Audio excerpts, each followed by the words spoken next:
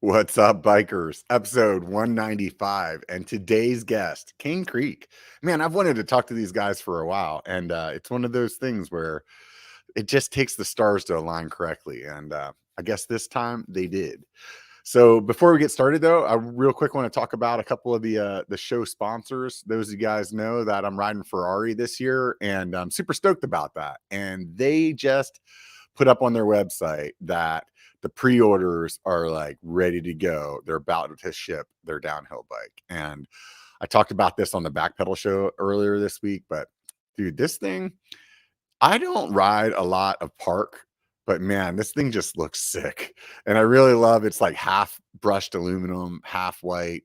Not crazy about the red letters, but hey, you can go hit up sticker or something like that and change that out. But it looks like a really fun bike. So if you're thinking I might want to build a downhill bike, it comes with the Vivid shock, which I got a buddy that has been using that shock, and he's like, dude, it is dead on, just like a coil, except for its air. So we'll see what Cane Creek has to say about it. I'm sure they got their own opinions. But before anyways, check out Ari if you're thinking about that or any other bike. I saw on their website today too, 0% financing for up to 12 months. So you don't even have to tell anybody. It'll be free, right? So aside from that, man, summer's wrapping up, but it's still hot. We got a little break here in Northern California, but next week it's going to be hot again. And I love the Phantom gear by Tasco. So swing by tascostoke.com, use code biker B1KER, and save some money. Honestly, the light gray, I was really worried about it being just like getting dirty and always looking that way. And actually it's handled it pretty well. So I've been stoked about that. Anyways, Phantom's definitely my favorite thing by Tasco. It's what I use almost all year. It's almost a sad day for me whenever I have to switch back to the regular gloves. But anyways, last but not least, I'm always talking about Cali. They are a longtime supporter of the channel, and they have helmets and whatnot, but they also have some goggles. So if you're in the space where you're like, man, I could use a new set of goggles. I have used the Trinity goggles before, and I honestly like them because they have a pretty wide nose bridge. So that's the same reason I use the Oakleys. Some of the other goggles I use, it's too narrow and kind of pinches my nose, make me feel like I can't breathe. So if you swing by there and use code B1Cali30, you can save 30% off of $80. So I don't know, that's pretty cheap. Pick up a helmet while you're at it. Anyways, let's bring Will on and let's talk about bikes, man. Hey, Will, how's it going? What's up, everybody? It's going great over here in North Carolina. Yeah, how's the weather back there? It just took a turn, in July and August is pretty much rainy season here in the Pisgah Uh, National Forest. We're just south of Asheville, North Carolina, and so we're mhm. surrounded by Pisgah National Forest, which is actually a temperate rainforest in terms of the amount of annual rainfall we get. But that rainy season of the sort of late summer, where it literally rains every single afternoon, has just passed us, and now we're moving into like a cool, dry, almost early fall time. And Yeah, yeah, last couple days it's just been freaking like crisp and 65 degrees leaving the house in the morning. And nice. yeah, it's great. I mean, not much to complain about. It's beautiful out here in Western NC. Yeah, I grew up in Pennsylvania and it's super humid back there. And when I was back east earlier this year, it reminded me of how humid it is. I'm like, you know what? There's parts of me sometime where I'm like, man, I'd love to move back east, but I don't know, man. I'm so Californianized now. Like that humidity, Yeah. it just like smacks you around a little bit. Yeah, the days when you don't kind of instantly soak through your shirt are so special and definitely make you want to get out and ride your bike. But yeah, it's a humid place. The nice thing about the about here up in the mountains is it's not ever that hot. It's very humid here, but it's never like more than maybe the mid 80s, You, even in the middle of summer. Because we're up you here guys at about got 2,500 feet. Oh, that's not bad at all. And you Yeah, guys got yeah, some pretty good like altitude change on your trails there as well. Like it's a couple thousand totally. feet of elevation. Yes, easily. Yeah. You can easily do a 2,000-foot climb or descent out here, and you can get up to about a mile high above sea Hmm. level. So we have like the Blue Ridge Parkway that kind of goes along the crest of the Blue Ridge Mountains here. The high points are up at 5 and 6,000 feet. So Yeah, you yeah. can totally have some big long descents, road bike or gravel or mountain, Yeah. and escape the heat that way. Yeah, I totally want to make my way back there and ride Pisgah. It's one of those things that I've seen like Bobo and Seth do, Yeah, yeah. and I think even Phil used to live down in that area, I think He too. did. He sure Yeah, did. Yeah, and yeah. just looks like really looks like my kind of riding, that kind of like Rudy, Rocky, just like janky stuff, and yeah, it just looks like a lot of fun. It's proper for sure. I recently just went out, what this past weekend, I was out in Steamboat Springs for the Steamboat Gravel Race. We were, Mhm. featuring our gravel products at the expo out there, and I did a little bit of mountain biking, in Steamboat and in Breckenridge on the way back, and while that stuff is gorgeous and beautiful and the scenery just, like, knocks your socks off, it definitely I gotta say, it's the Rockies have got nothing on the Southeast in terms of gnarly, natural, rugged trail riding. It's the Yeah, stuff in Pisgah here. Every time I go ride somewhere else, I'm kind of reminded of how absolutely kind of gnarly the East Coast stuff is, and so yeah, I it's feel like we're interesting. I lucky to have mean, no that. Yeah. matter where you go, it's always like different. You know what I mean? But Mhm, mhm. and every place will humble you in its own way. Oh yeah, you You could be know? great even riding like the gnarly stuff we have here. You could feel confident. You go out to Colorado and you get on top of some of that kitty litter type Yeah, surface, loose over hard kind of stuff, and feel like a complete beginner all over again. yeah, And that's exciting. I mean, that's why you yeah, got to go different places to ride, is because you got to, yeah. I mean, be humbled is a great one, but also just like it makes it exciting. yeah, When yeah, when totally. I mean, I whatever was up you're in British riding feels, Columbia. yeah. I was up in British Columbia earlier this year, and obviously, like the dirt up there is just phenomenal. But I could see why guys that ride up there, when they come to places like where I live in Northern California, and they're just like, I don't know how you ride this stuff because there's no traction, you Yeah, know? for sure. So, anyways, what do you do over there at King Creek? Yeah, so I'm the product marketing manager, which is a little bit of a mouthful, but inside product marketing manager is sort of the two words product manager. Um, so I have a key role in our product development team, and I sort of work tangentially related to engineering and product development.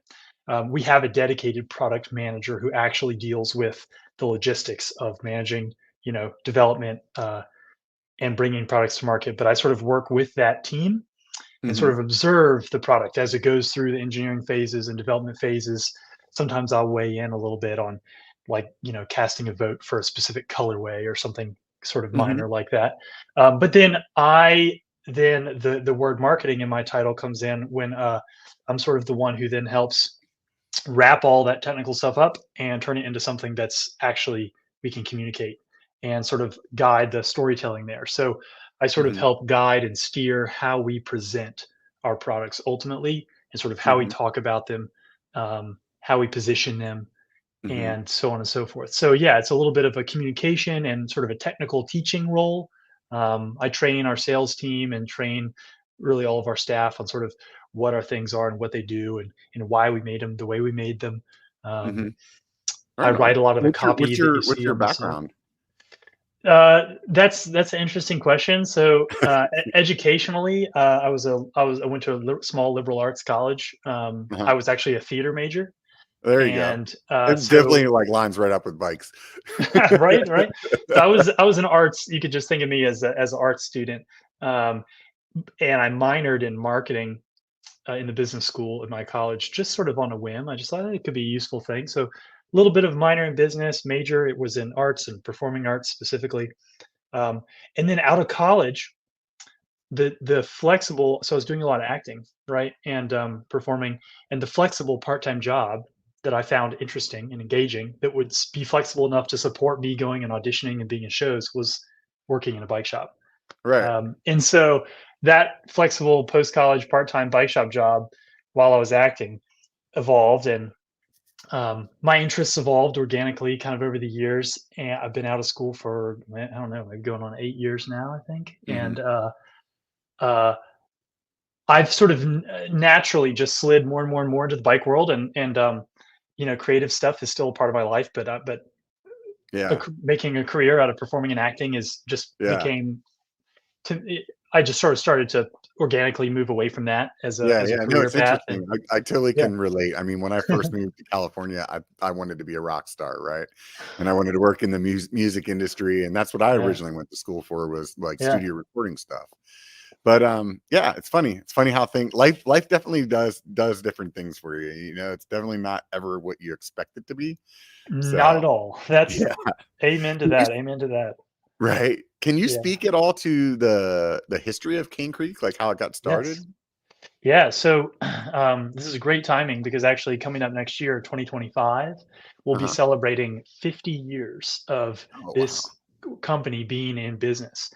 So the building that we're in right here in Fletcher, North Carolina, which is just south of Asheville, um, this building was built in 1974 by the Japanese brake manufacturer called Diacomp.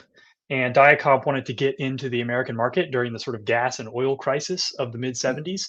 Mm-hmm. And that same year, any bicycle nerds out there will recognize 1974. That's also the years that Specialized was founded and Trek Bikes was Oh founded. wow.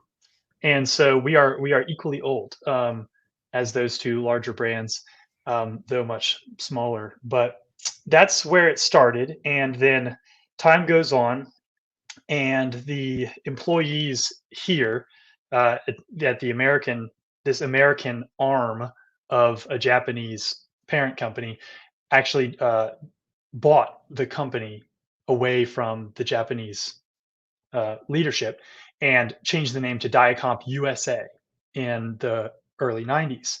Diacomp USA, it was made famous for releasing the very first ever threadless bicycle headset. So a Mm-hmm. man working here named Peter Gilbert was at the 1991, I believe, mountain bike world championships in Durango. Mm-hmm. And this guy, Pete Gilbert, came across a bike racer and inventor who had this design for a headset that would allow you to take your fork in and out of your bike rapidly with just a 4 millimeter Allen key. Um, totally revolutionized, the way that headsets go together, as opposed to having threads cut on a steerer and having big Right. old, crescent wrenches. So anyhow, That's that interesting. I don't think I've ever like that is where it started, the threadless headset. yeah, yeah, I just can't like I'm trying to think if I even remember using any kind of headset that would have been threaded. I guess back in the day my BMX bikes would have been that, like when I was a kid. Probably, yeah, Yeah, yeah. yeah. But yeah, that was 1992 was the first threadless headset for bicycles. Um, and that kind of paved the way then for Cane Creek to establish itself as a brand. And then Mhm. several years later, in 1995, um, the first Cane Creek branded product was released by Diacomp USA, and then the following year in '96, the company decided to actually rename itself officially Cane Creek Cycling Components, as Mhm. opposed to Diacomp USA, because it would just help further separate sort of the storytelling, and Yeah, the yeah. branding from the Japanese parent company, Yeah. which was sort of a regimented and sort of set in their ways company. And the folks here at Cane Creek wanted to sort of, you know, design new products, innovate, and kind of go beyond sort of the um, what the expectations were of the Diacom brand. So Mhm.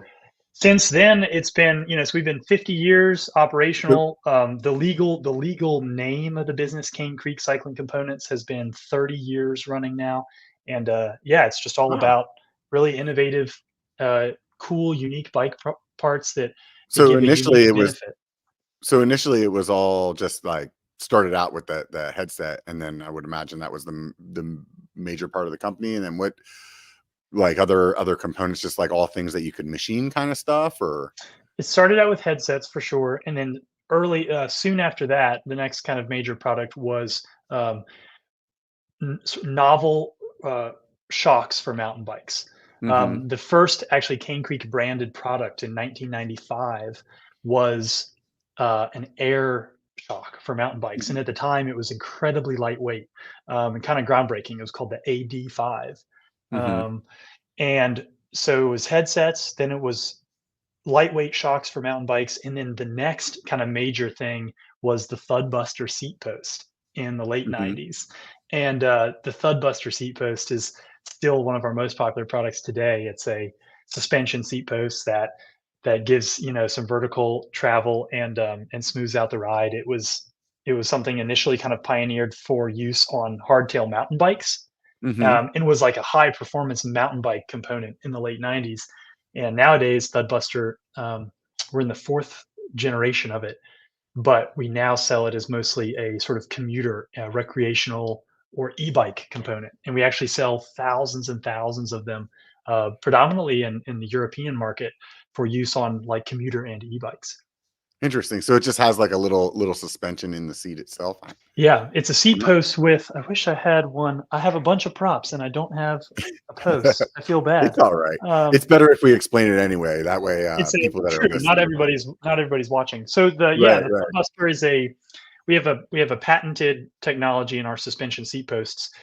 Picture the Yeah, parallelogram on your derailleur, and the parallelogram on your derailleur allows the pulleys to translate right up and down the cassette while yeah, maintaining the same distance from the top pulley to the cassette.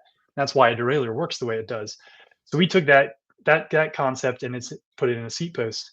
So the yeah. parallelogram design on a Thudbuster, um, allows your seat to cushion you from bumps in the road, but it never changes the distance between the seat and the pedals. So you have this very natural pedaling rhythm, and it doesn't feel like a bobbing, bouncing up and down motion that would feel awkward and kind of disturb the riding.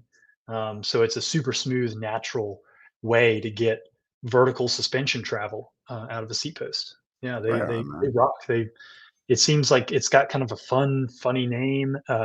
Seems, some in the modern lens, some folks regard it as almost sort of a goofy product, to put it simply, but they really work. And if you haven't ridden one, you need to try one because they genuinely make Yeah, yeah. your No, county definitely, bike more definitely. comfortable. Looks like it would like in my mind a good idea for like a gravel bike, Well, yes, and that's how it evolved. So it started out in the late 90s as a sort of like, as I mentioned, a hardtail mountain bike component or upgrade. which is And basically nowadays, mountain bikes in the '90s, right? right?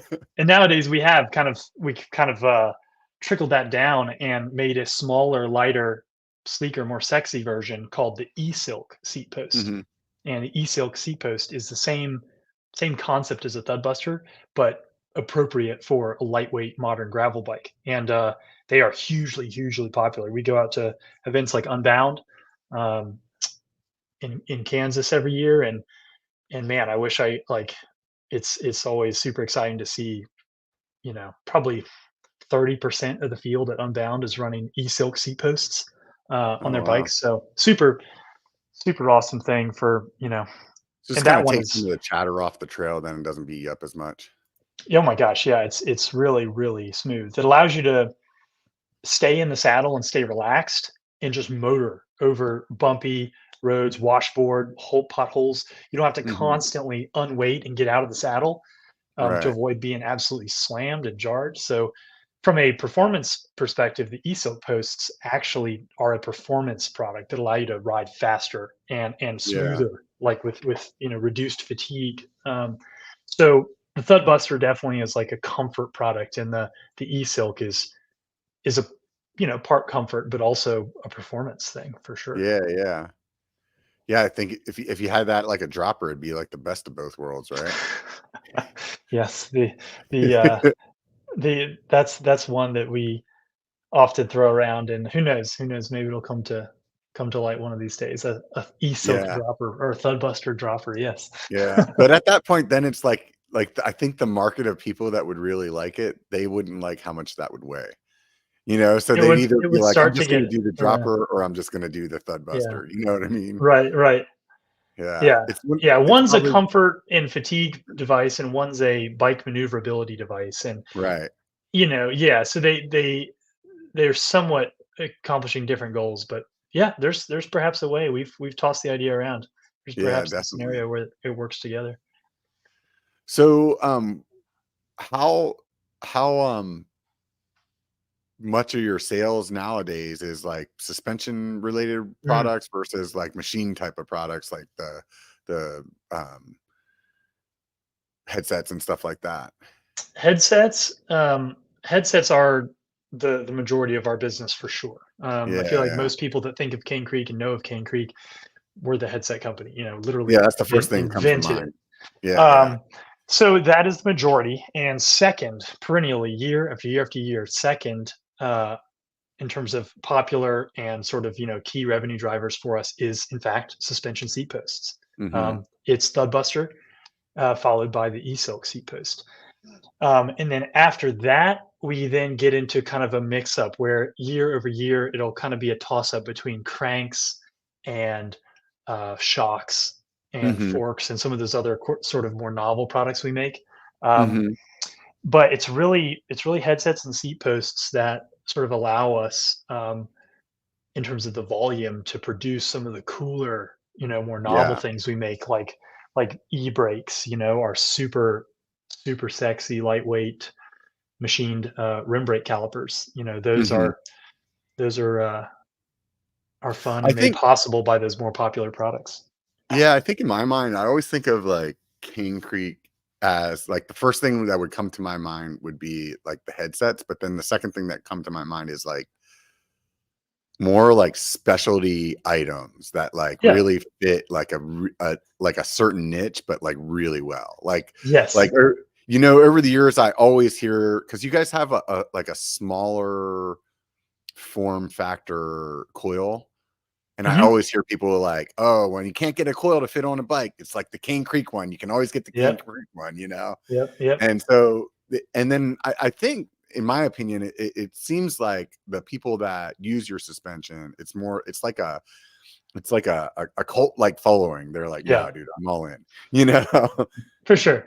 Yeah, I think a lot of what we make is are very specific kind of boutique things. Um, we have a sort of an eclectic like product mix. It's I think some people are sort of interested sometimes by the fact that we make suspension seat posts for e-bikes, and we make badass coil shocks for downhill mountain bikes. And it's sort of like, Yeah. how do those things fit in the same world? And it's really Right. just because we simply will make any part for the bike if it can give a unique, discernible improvement or benefit. And if it Mhm. can't, we're not interested in making it. And so Mhm. that's a great example as to why we don't make drivetrain parts, why we don't make dropper posts, wheels currently, is Mhm. because honestly, the market is full of great droppers and wheels and drivetrains. And if we don't genuinely think we can like take the thing and make the best, most most beneficial version of the thing, we kind of just won't do it. So like Mhm. E-wings are a great example. We make a gorgeous titanium crank that's welded tubular titanium crank. And that's the only sort of drivetrain thing we make. But Mhm. it represents in our mind the best possible crank you could ever want to put on a bike. So it's definitely we definitely You have kind said of that you were talking unique. about the E-wings? Yeah, the E-wings, yeah. So how did you guys like what made you guys decide, hey, let's take a market that sells cranks for a couple $100 and let's make one that's like over a grand. Yeah, yeah, literally, like, quadruple the price. Yes, yes. No, the E-wings were born out of a relationship that, our CEO has with a designer named Craig Edwards. Craig Edwards is a career-long architect, but also bike rider and bicycle part designer and inventor. Um, and a lot and our CEO has a wonderful, professional relationship over many decades with Craig. And back in the 90s, Craig Edwards had these tubular welded mountain bike cranks called Sweet Wings, Mhm. which some of the old heads will remember. But the Sweet Wings were, at the time, these lightweight and super durable chromoly crank arms for mountain. And when Brent Graves, our CEO, came on to Cane Creek here in about 2016, um, the thought was, hey, let's resurrect the Sweet Wings themselves. Had this sort of cult following, and Mhm. let's resurrect them, but do them at a tie.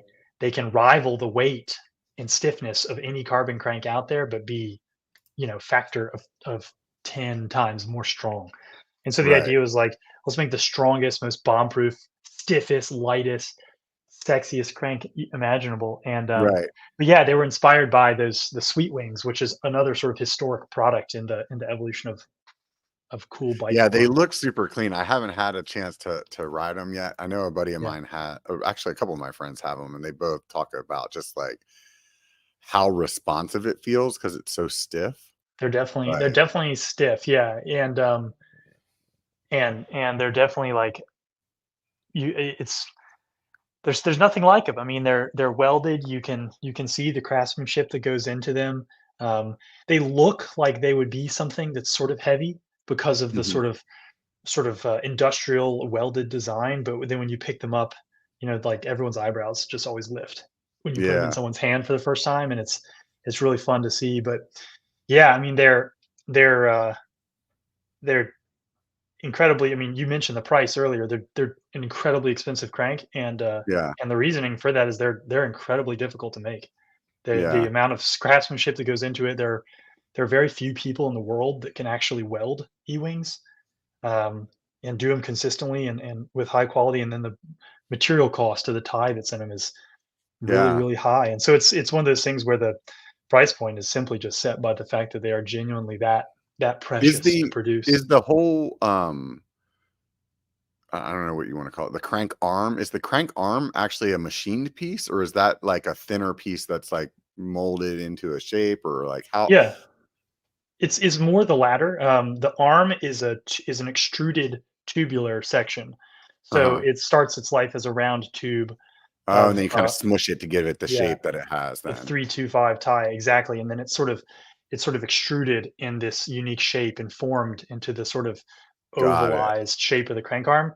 And then the spindle and the sort of joint, the hearth joint that holds it together, and the Mhm. pedal nut, those are all machined out of slightly different alloy of titanium. And so the tubular section is welded to the machined sections. Mhm. Um, And you can but get those in any size now. Like you can get them in yeah, dub, you can get them in like it doesn't matter what it is. so we only make the E-wings with one spindle diameter, but we Uh-huh. make a bottom bracket that'll fit any bike. Got it. So if Okay. you've got a bike, I mean, yeah, um, yeah, you if you're gonna buy Ewing's cranks, odds are you'll probably need to buy a new bottom bracket that will accept Uh-huh. the spindle, but they'll fit in any bike. So Got it. there's no concern there in terms of, So let's say essentially you're you spend all this money on these cranks, you're gonna have these for the rest of your life because you're not gonna worry about the yeah, paint getting scratched because you can it's tie. You just like yeah, rub it yeah, out and it's fine yeah. again. They literally are a lifetime investment, and we joke, or at least I joke with people, these are the cranks that you buy and then give to your grandkids. Yeah. Um, well, I mean, they're not going anywhere. They're going to outlive all of us. They're not going to corrode. They're not going to fatigue. Aluminum, aluminum fatigues, and aluminum will break. All of Yeah. it does. No matter what it is, eventually you cycle aluminum enough, essentially bend it slightly enough, and like a paperclip, it'll snap. Carbon is the same way. Carbon cranks, you know, there's always the issue of kind of smashing those on rocks. We've all seen the pedal insert become essentially unglued from the end of carbon Yeah. cranks. That was something I just saw countless times working in the bike shop. And Yeah. I've broken one around that area and then I've broken one where like it was up more towards like where it's at the spindle where like mhm, just the carbon there, I think just yeah, stress because it's kind of like a little metal piece underneath the carbon. yeah, If I they're remember, literally just glued. yeah, You've yeah, got and a it's like the piece carbon of just gave up, and then it space just age. snapped right off the little metal piece, and I was like, "Oh, Yeah. I didn't know there was any metal in there." Yeah, yeah. So that's carbon and aluminum just aren't materials that will go forever, and they're Yeah, great. They're less expensive. Carbon can be made to be very light. It's not lighter than E-wings, but can be made to be very light. And but yeah, I mean, there's steel and titanium are pretty much the only two materials that have nearly an infinite fatigue life. yeah, yeah. So is there like a lifetime warranty on those things or something, or like? We right now we issue a 10-year warranty on Uh-huh. E-wings, which yes, I'll grant it's not a lifetime statement, but um, it is the longest warranty in the world for a crank at this weight class.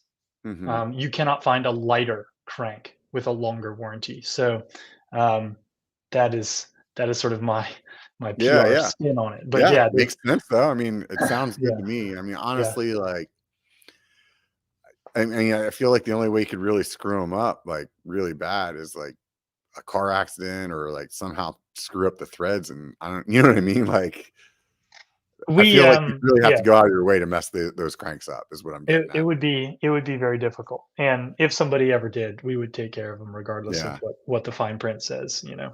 I would We're all imagine about that there's probably more of a likelihood that the bottom bracket standards will change so much that you'll need to buy a new set before 10 years. So, I think we've stabilized that in that respect somewhat. I really am happy to see like a lot of bikes going back towards just English threaded bottom brackets, you know.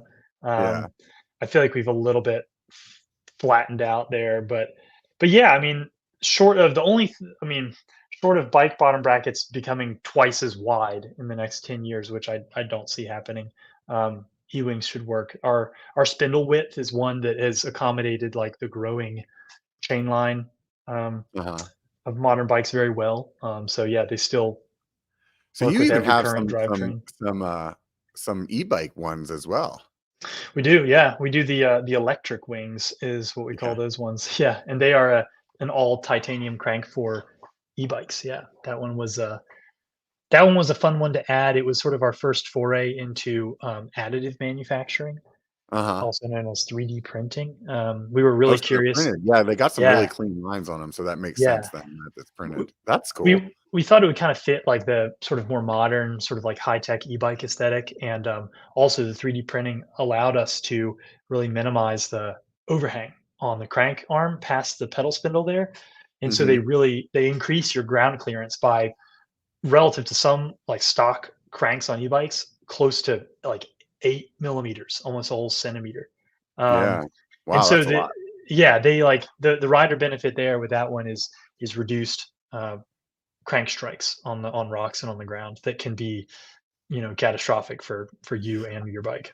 Man, I think that printing situation is really gonna be it's gonna be quite the future for things that we've traditionally machined, you know? And I Oh know a yeah. friend of mine Oh that yeah. was in the hub business for a long time, and he's been, like, talking about that lately, like, "Man, I wanna come up with something else, but I just wanna print stuff," you know? Yeah. Like, do you think I you'll do the regular E-wings with the in the 3D printed manner now?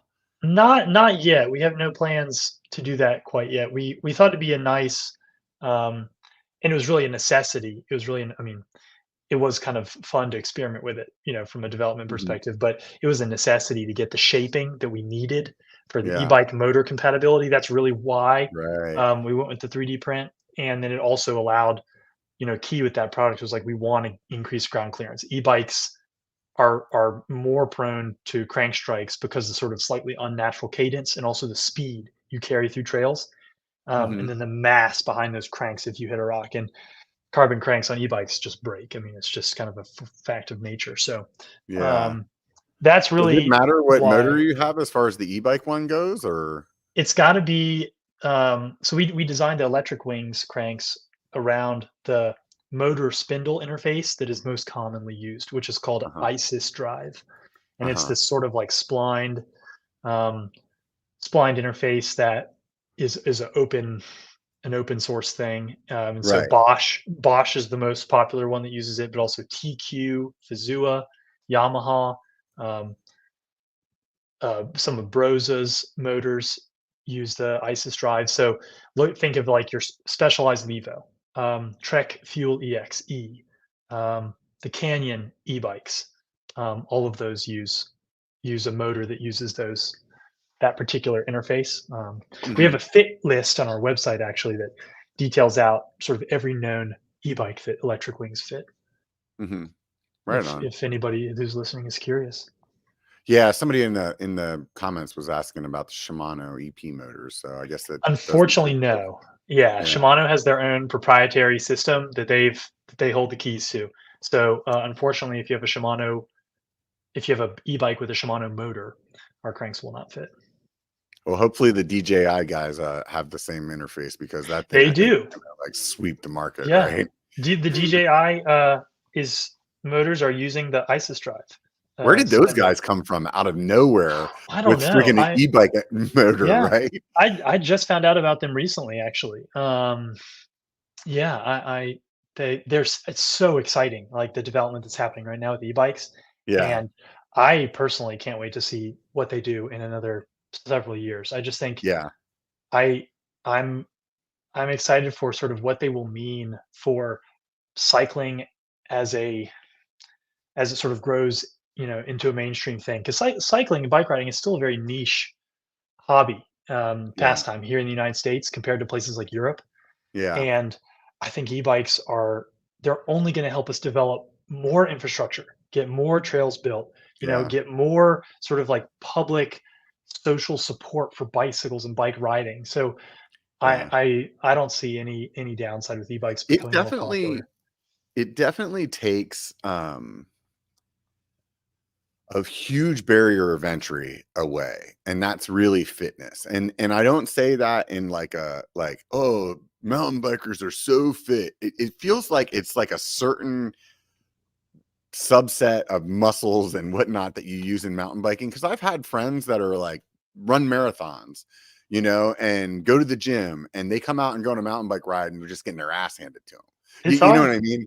It's And definitely and hard. and and I think the e-bikes, they really like take it to a like it changes it to where you could have a friend that's ridden a bike. They know how to ride a bike, and they don't have to have that level of fitness to be able to come out and really enjoy a ride.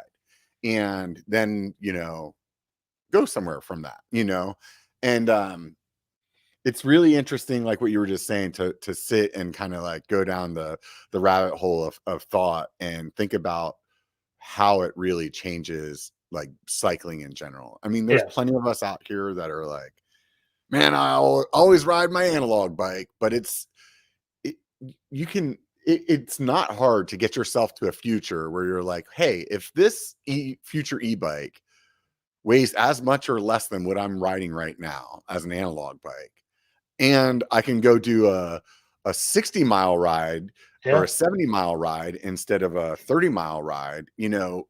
Those of us that love our analog bikes because we can go out and just put in a big day, and everybody else that's saying like, oh, well, I can go and do that in 2 hours. And it's like, yeah, but I want to be out there all day, Yeah. And Yeah. so it's Yeah. like, once you get to the point where it's like, it's doing it like that, and it feels just like an analog bike, which in my mind, there's almost no reason it's not going to get there, like, I think of like e-bikes. There's always this stress, I think, amongst like really sort of traditionalist, pure thinking riders that e-bikes are somehow going to you know, um, steal the experience away from analog bikes and people that like mhm, to pedal and like to work hard and sweat. And I don't think that's the case at all. It's just gonna add more total bike riders, which is gonna yeah, put more total effort, force, money, legislation behind yeah, making bikes a more inviting thing for all of us. yeah, E-bike those of us that love to pedal and work hard on analog bikes, e-bikes are never gonna change that or take that away. yeah, It's almost like a human rights argument. Like, just because we're giving, some group, protect legal protection, legal rights, it doesn't mean that yours are infringed upon. It just means yeah, more people have more, ability to live yeah. their life the way they want to. I And think the so thing that I've that's kind of the noticed way I see is it. what I've noticed is guys that, when they let's just say some of that the harder charging, kind of riders that are already doing big rides on their analog bikes. When they get e-bikes, it seems like everybody starts out with this like, yeah, it's just fun, it's chill, but then it's only a moment of time where they get right back to being like coming up with really dumb ideas and going farther, and they're Yeah. pedaling and they're putting in that same amount of watts, but they're just getting that Yes. extra boost now. Oh, totally. And 'cause and they're like, "You know what? I'm working just as hard now." Maybe not at first, but they are later. It's like you get to a point where you're like, "No, I can now put down my 300 watts, and now it's Yeah. giving me another 100, and yeah, now I'm doing Yeah. 45 miles instead of 30." You know? So it's I like, I f I feel like whenever I get on an e-bike, we have a fleet of e-bikes here at Cane Creek that we use for product development, testing, and stuff. mhm, Um, and whenever I get on it, I find I'm almost running a higher average heart rate than an analog bike because since the bike is able to allow me to go faster and farther, I'm like I'm meeting it there, and I'm Mhm. wanting to max out the motor with that assistance. I'm wanting it to give me full assistance and go full speed, and so I always find that I ride harder and, like, get a Yeah. better, almost workout experience on an e-bike, which is not what I think folks who haven't ridden them or experienced them yet assume that it's the same thing as, like, sitting on the couch watching Netflix, Yeah. instead of, like, it's like watching a football game versus playing a football game. Not at Yeah. all. Yeah, yeah, I have a buddy, we were all riding e-bikes together, and I don't normally ride e-bike, and my one buddy rides them a lot, and he was saying to us, he's like, "You guys ride like people who just got an e-bike." And we were like, "What are you talking about?" He's like, "You just aren't going very fast." He's like, "My friends that are like e-bikers," he's like, "Dude, we're hammering the whole time." Yeah, He's like, so like, and it made sense to me because it's like us, we're like, dude, this thing's so much faster than what I'm normally going. But like I can yeah, see like how once you get used to it, then it's like, oh no, I'm gonna put that same level of yeah. effort in when I want to, but like it I I think it's like what you said earlier, right? It was really cool to think about like where it's going to go, and at the end of the day, the only thing that I'm most worried about with the whole situation is hands down the trail networks are getting like way more, like, we'll call it abused Traffic? or used, Yeah, yeah, yeah, traffic, whatever you want to call it. yeah, So more it's like, traffic. yeah, so like normally there'd be a Sure. guy that's new into riding that goes out and rides X loop one time and then he's like goes Mhm, has beers and he leaves. But mhm. now he goes out there on an e-bike and he rides it six times, and I think that's the thing where we'll really be like kind of up against, of making our trails more sustainable and actually having people putting in the work and the money into like keeping those trails like not turn into a mess real quick. Sure, yeah. I mean, I think it has to be we've all gotta, um, we've all gotta, participate in helping keep this stuff going, like, Right. we do a lot of trail building and trail work down here in this area in Pisgah, and, like, we ourselves, even as the company, where we've adopted a trail in Pisgah that we go work on a couple times a year and dig out Nice. drains and fix things. Nice. And but like the age old saying is free ride ain't free, right? So like if you want to ride cool trails with fun features and stuff, you don't just get to show up and do that without, Right. either helping pay some tax or donate some time or volunteer yourself, pick up a shovel. So I just hope, yeah, I mean, I hope if as we get more people invested in the sport, I hope that it will naturally also, people will see value in contributing and helping support their local trail system. I have Mhm. not done a ton of trail work myself until maybe like the last year and a half. It's really because of working here and the trail that we adopted, and then getting to know more folks in this part of Western North Carolina that work on trails, even at a professional level. Um, it's super satisfying to go, dig in some dirt and move some dirt around and then ride it with your bike the next day and feel like ownership of this Yeah. resource, and there's a lot to get out of that. So I mean, yeah, if I had an advice to give to anybody listening, if you've never volunteered with your local trail, maintenance organization, go do it. It is 1000% worth giving up a day of riding. You will feel more tired, I guarantee you. You'll get better, at least upper body workout than your Yeah. bike ride, and yeah, it just really like it gets you stoked to Yeah. Yeah, participate.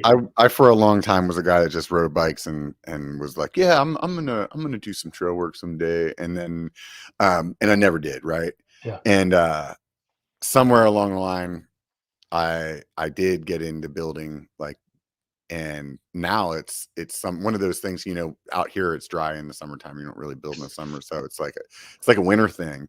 Mhm. And I was just having a conversation with my buddy the other day. It's like I look forward to like build season as much as I look forward to like riding. It's just like it's so much That's fun, and great. it's like Yeah. and it's so like tactile, like you a lot of us nowadays, we have jobs that you don't like physically touch anything, Yeah. and so it's like you go out and you shape a corner, and then you're like, dude, I get to ride this, and then you like, maybe you get online and you look at Strava and you see somebody be like, dude, those new berms are sick, and you're like, right on, man, it just really feels good. Yeah. Yeah. Yeah, I never would have thought it would be as fulfilling as it is Hmm. to build. So, 100%. anyways, let's talk about some of your suspension stuff, man. Mm, gosh. You guys got anything new going on in the shock space? Yeah, the newest, most exciting mountain bike shock is definitely our Tygon. The Tygon is something we released last fall. It is Hmm.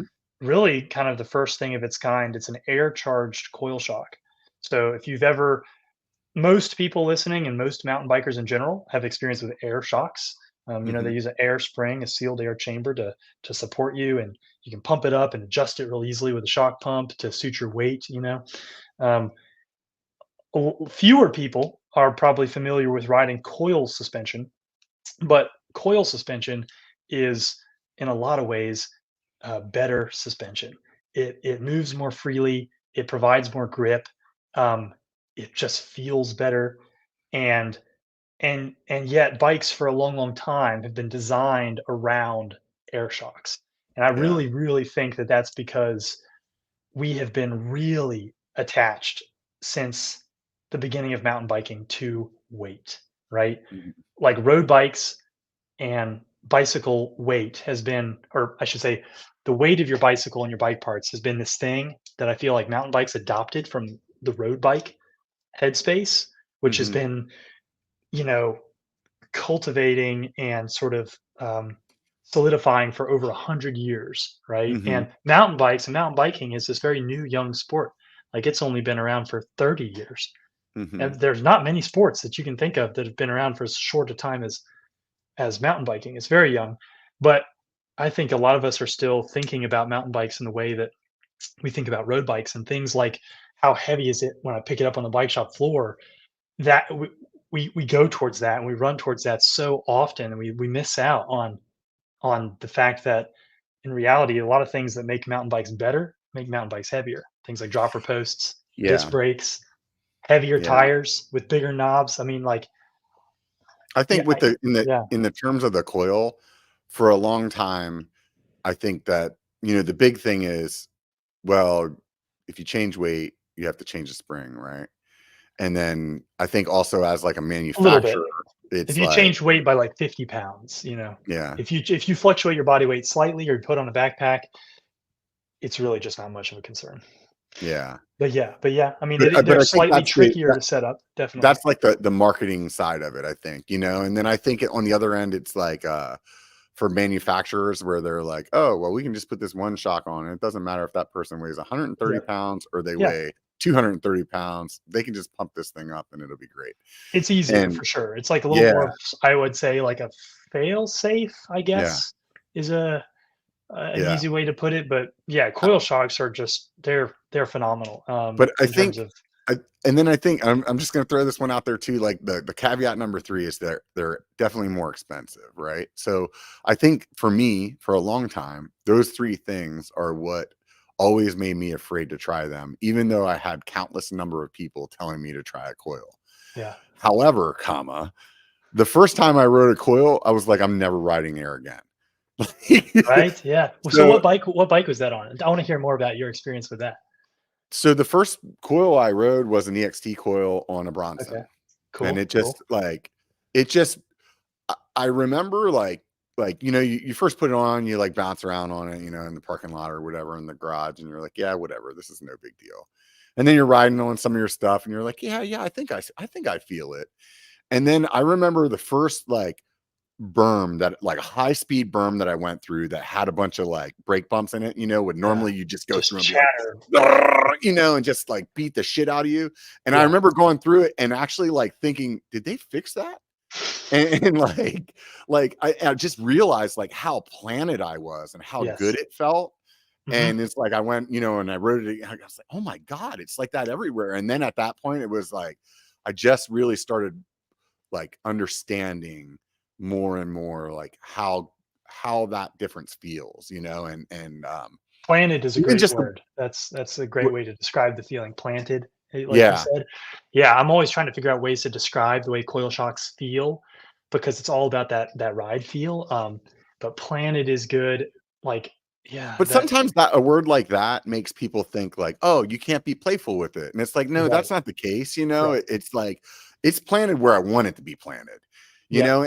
And the other thing is like the way that the compression of it, like how it like the best like the way that that feels is super predictable. So like when you Yes. jump off of a rock, let's say, and the way that your whole body weight feels, and you can feel that suspension like compressing, like in your mind, it makes sense what's happening.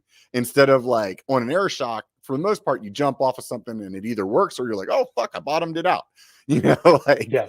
Yeah. but like you're not really thinking about it until you're like, oh, that was too much, And where with Yeah. the coil, you can just like you hit it and it's like it's like your brain's like, oh yeah, this is what's going on. I can totally tell, you know. Definitely.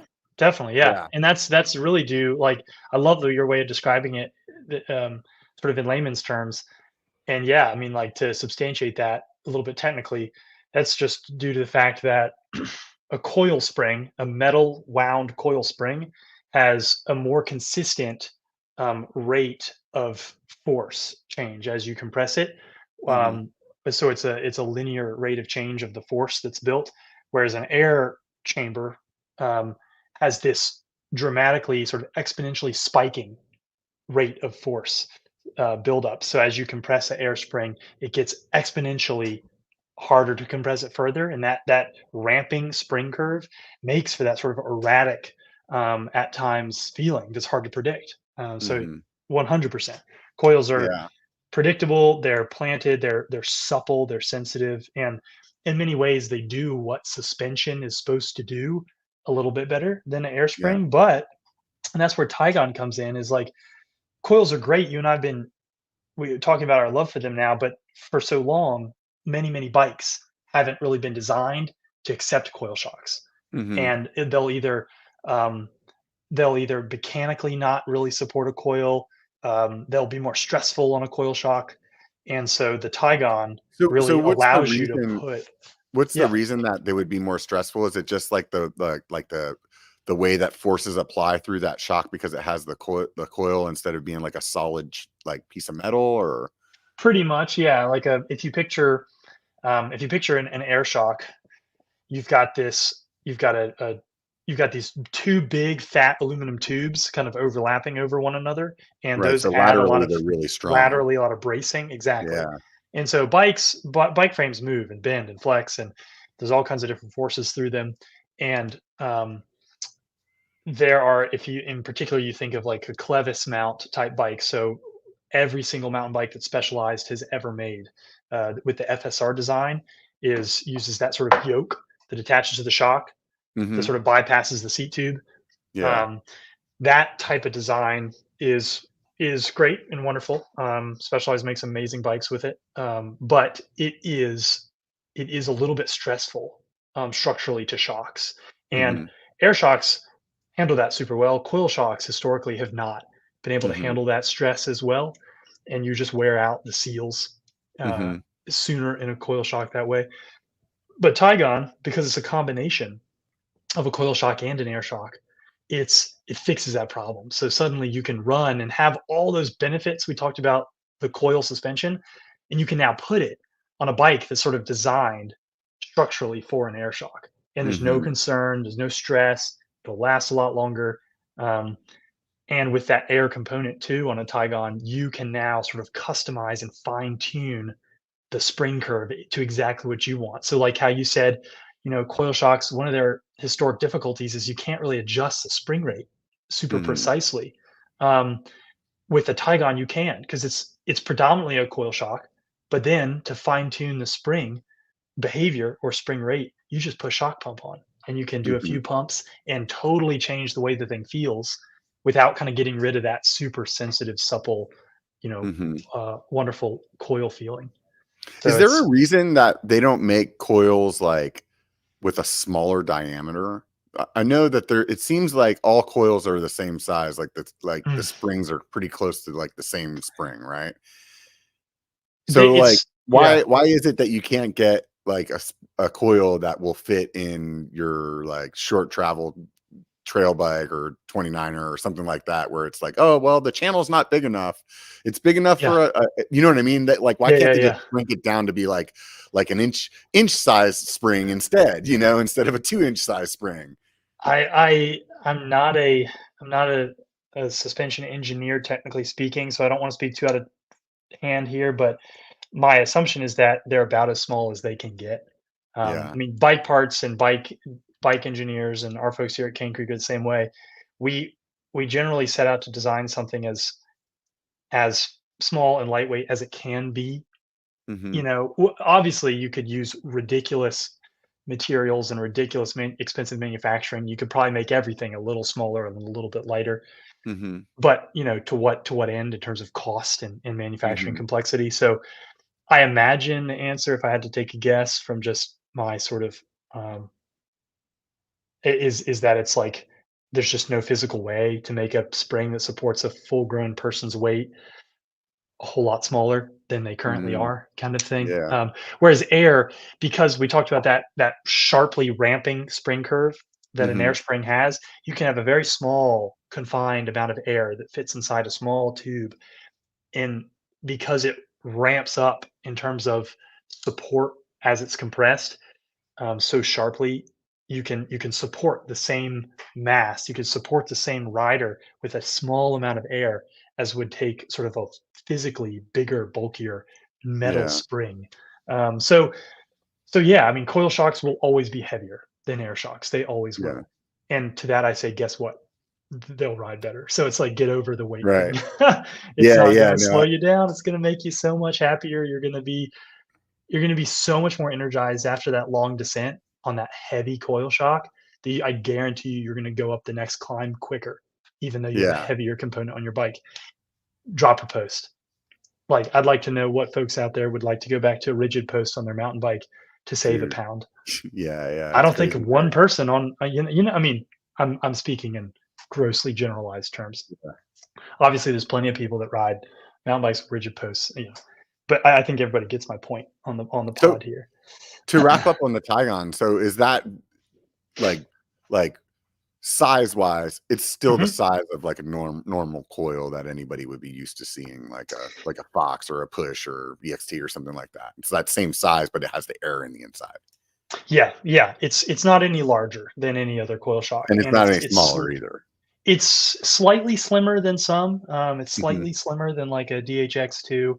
Um, it So there could be some people that have like, I think there was some certain years Santa Cruz like yeah, high it tower or fits. something like Yep. that. Like you couldn't get a coil in, but maybe you could fit that one in. The Tygon does fit inside the current Santa Cruz High Tower with one of those shock tunnels through the seat tube. Hmm. So yeah, it's not too bulky. It's slimmer and lighter weight and physically smaller than our like downhill coil shock, the Katsuma. Hmm. Um, but yeah, it fits a lot of contemporary trail and enduro bikes.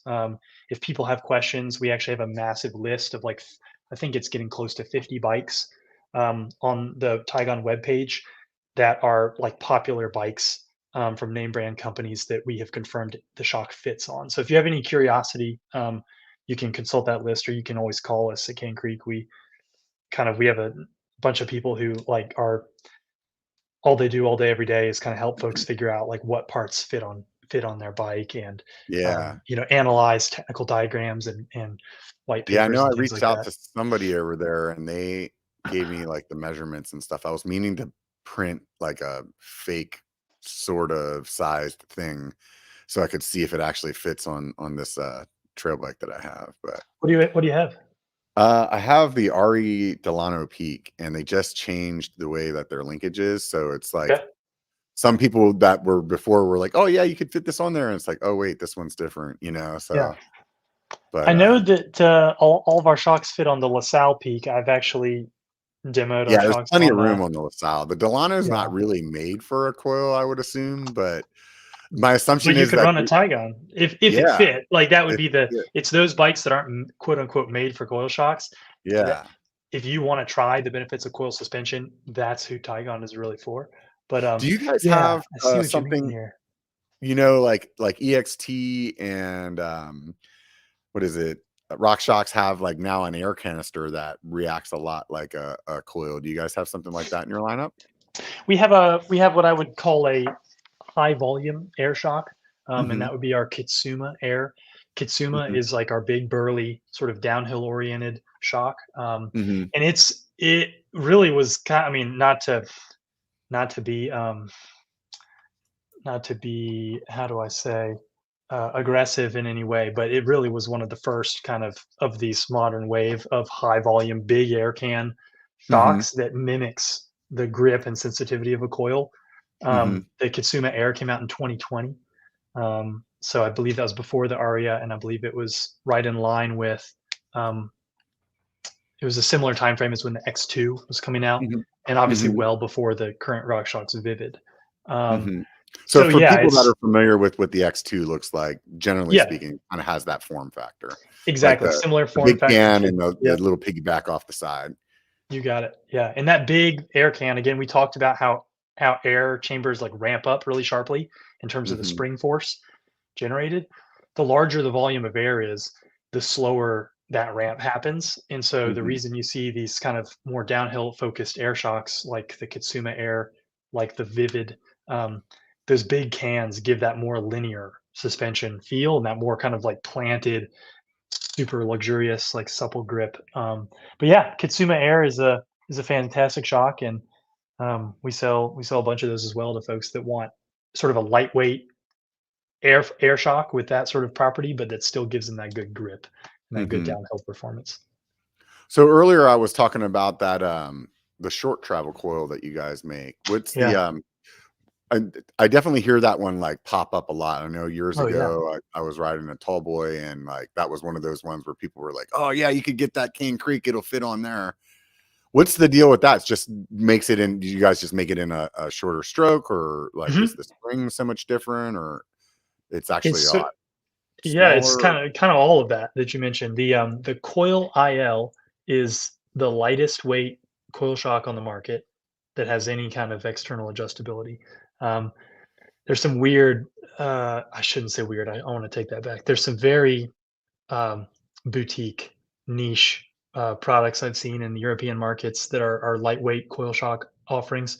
But in terms Mm-hmm. of something from a major brand with any amount of adjustability, that we say confidently the Coil IL is the lightest coil shock on the market, and it comes in short stroke lengths, which means that you can put it and fit it on short travel bikes. So Mm-hmm. things like transition spurs or 120 bikes, all those sort of 120 downcountry bikes, if you will. Mm-hmm. um, they use sort of this shorter dimension shock than like a big burly trail bike, and Mm-hmm. most companies don't even bother making a coil shock in that size. So you physically could not put a Fox or a RockShox coil shock on a 120 bike. They just simply don't make it. But we've always seen that benefit of the coil suspension. Um, and so we we're stoked. We offer like all the way down to stroke length that some 100 millimeter travel bikes use in the Oh Coil wow. IL. But it's still like got a the cool thing about the ILs is they have sort of the performance of bigger, heavier piggyback style shocks. If you look at Mm-hmm. kind of your run of the mill, kind of mainstream piggyback trail shock, with that external reservoir. Our inlines, IL just stands for inline, it's all in Mm-hmm. one line, no external piece. Um, they have they have as much, if not more, oil in the damper than those sort of competitor piggyback shocks. And so you may look at like a little Coil IL and it looks like this little demure light fit tight thing. It actually packs a punch, and they've Mm-hmm. got the damping performance and consistency and adjustability of like, a shock you would have found on a downhill bike Does 10 that years ago. additional oil help for like heat things so then it doesn't like fatigue or fade over like Mhm. use or something? Yeah, it helps the shock be more consistent and more Okay. predictable over a long descent. Exactly, which means that it's helping dump heat, because that's what shocks do. Dampers, they essentially turn kinetic energy into heat in order to not have you feel like you're losing all your fillings going down the trail. Yeah. Um, and so more oil stays cooler for longer. You know, think about boiling a cup of water versus the energy it takes to boil a gallon of water, right? Right. So you're going to get to the bottom of a 10-minute long, fast, rough descent, and a shock with more oil in it will literally be cooler to the touch, Yeah. which means it'll be moving smoother, moving more easily, and essentially being better suspension by the end of that trail compared to um, a shock with very little oil in it. Yeah, I never realized how much your shock actually heats up. You know, it's They not get typical hot. that you yeah, Yeah, it's not typical yeah, that you would just, like, put your hand on it after you do a big run, but, right. like, we have some pretty long spots, like, out here in, like, we were doing, a couple thousand feet over a few like 10 miles or whatever, and you finish one of those rides and just take your glove off and put your hand on your shock, and you're like, "Holy crap, Yeah, that thing's, like, putting some heat out." yeah. They can be getting close to being as warm as your brakes. Brakes get a little bit hotter, but shocks Yeah. they get warm, and having that the volume, the extra volume of oil in there. That's why you see a lot of downhill oriented shocks have that external reservoir. For folks Yeah. listening, that's why that's there is just going to take longer to heat up and therefore be more consistent. But yeah, the ILs pack a punch, and that's really their claim to fame is they are these small, lightweight shocks that come in short sizes that Mhm. perform the way that enduro and downhill shocks perform, and you can now get that performance on a bike that honestly has the thing again, we go back to the weight topic again because of weight targets. So many times you see little 120 millimeter bikes that already don't have a ton of travel, right? And then they get additionally hamstrung by the fact that the stock shocks that's coming on those bikes, their primary design goal is to be lightweight. And so you Yeah. have this limited travel to begin with, and then you couple that with a shock with limited performance, and it's like it if you've never ridden a short travel bike with an actually a good damper on it, it can become a completely different thing.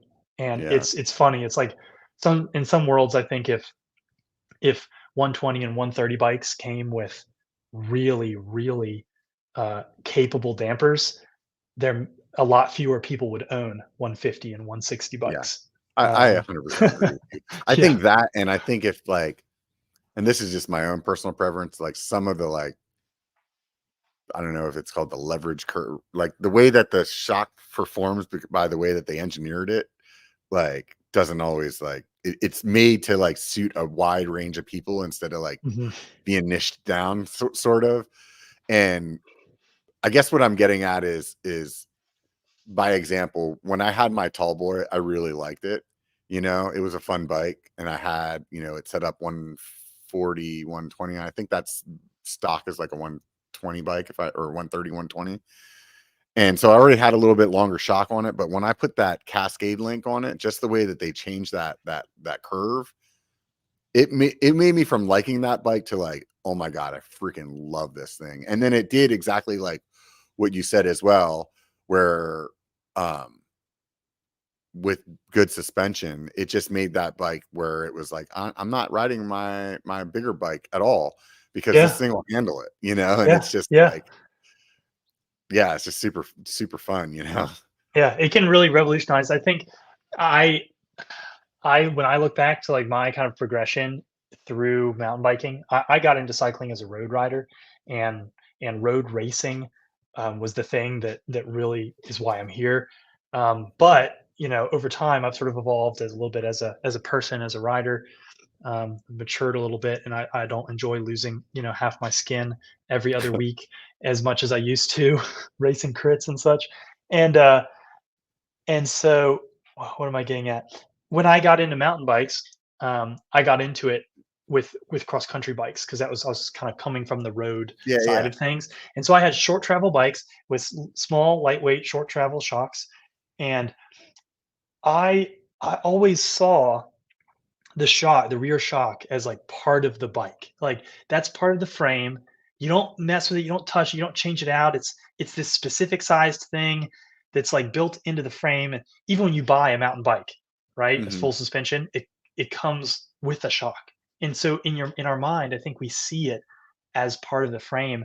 And in a lot of ways, we don't think about it as like a thing that we have the power to change and make our Yeah. bike ride so much better in the way Yeah. that we see like wheels. All of us, we buy a bike and what do we know? Oh man, you got to upgrade the wheels. And that's going to totally change the way the thing rides and performs.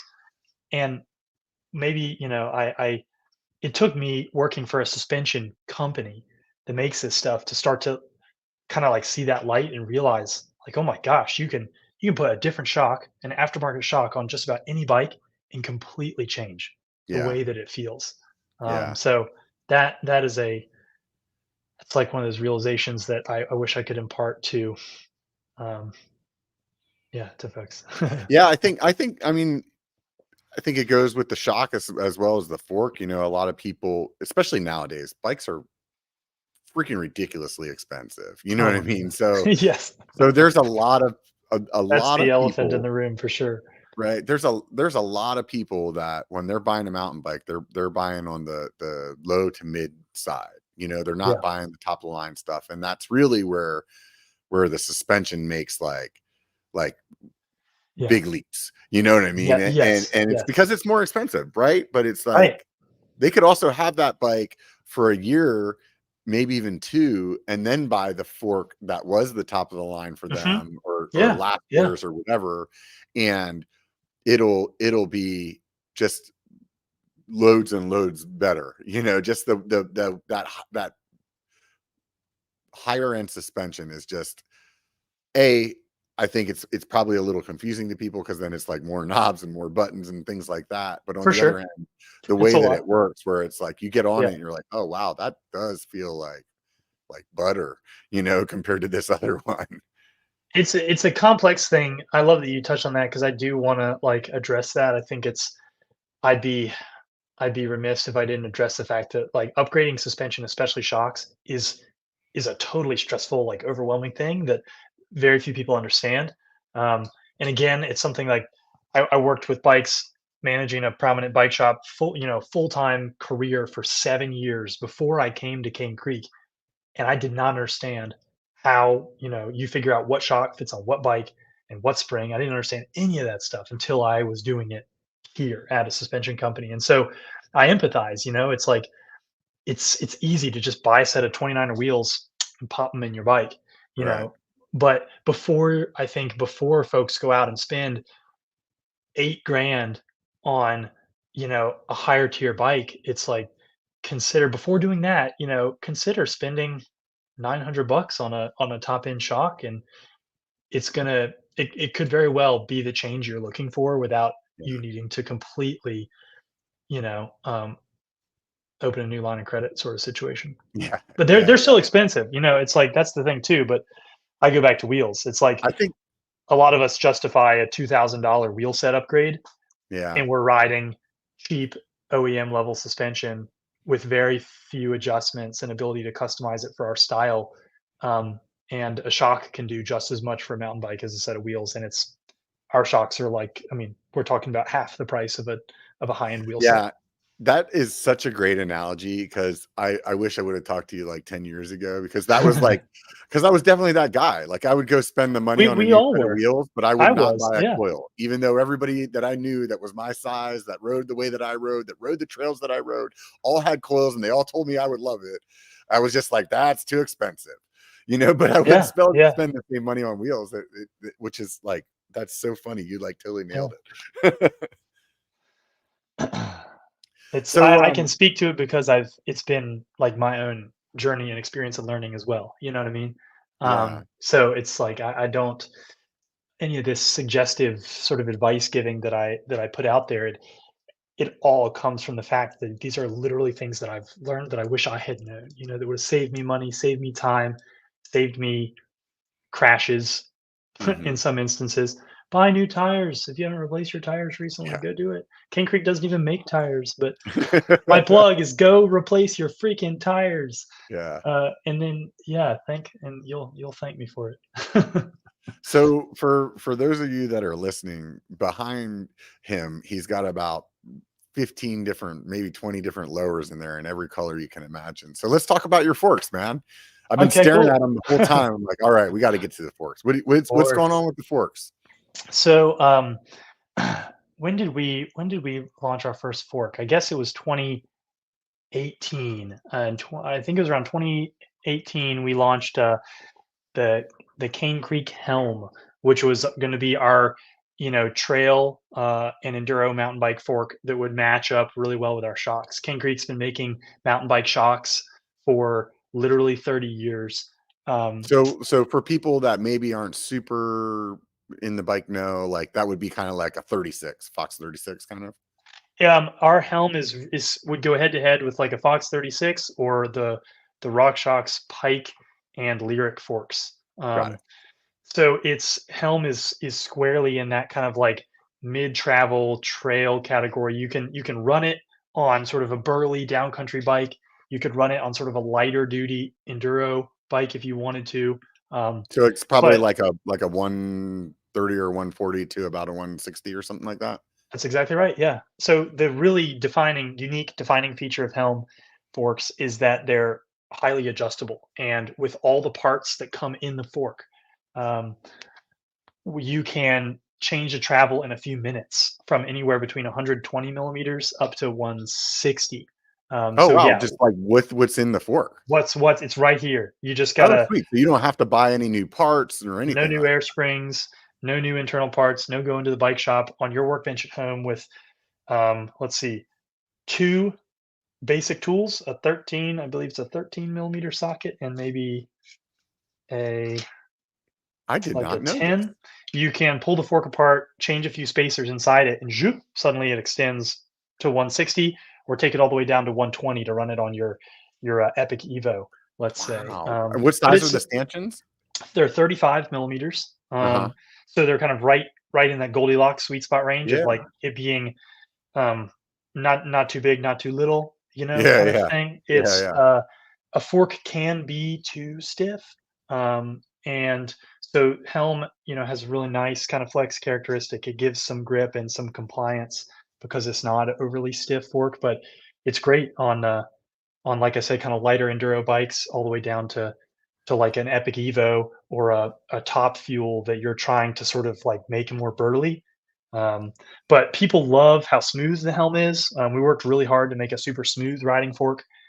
We offer it with a coil spring or an air spring. You can do either, but even the air sprung helm fork is super supple and it's So got it's the great same thing damping. with the coil. You could change the travel on that as well? Yeah, the coil sprung helm. You can also change the travel super easily again at home. And Do you need to like when you do that, do you need to like put all new oil and stuff like that in there or No, you don't. Yeah, you can if you take the fork apart with it laying horizontally on your workbench, uh-huh. face down, you can carefully pull the uppers out of the lowers, and you won't lose any splash oil. So you can do that travel change without needing to worry about any of that stuff. So realistically, I mean, it's like you seriously don't need to go to a shop to change your travel. Seriously, yeah, very That, seriously. that's that's real. I did not know that at all. That's like that's pretty awesome, honestly. For a I guy that builds a lot of different bikes, like yes, yeah, that's pretty versatile. And then it's like you get this fork, maybe you buy it because you got this hardtail that you're riding and you want it to be at 120, but then you decide you don't want the hardtail anymore and you get some other downcountry bike and you're like, hey, just pop it out to 140. You don't have to go to the shop. You don't have to buy other parts. Like that's really cool.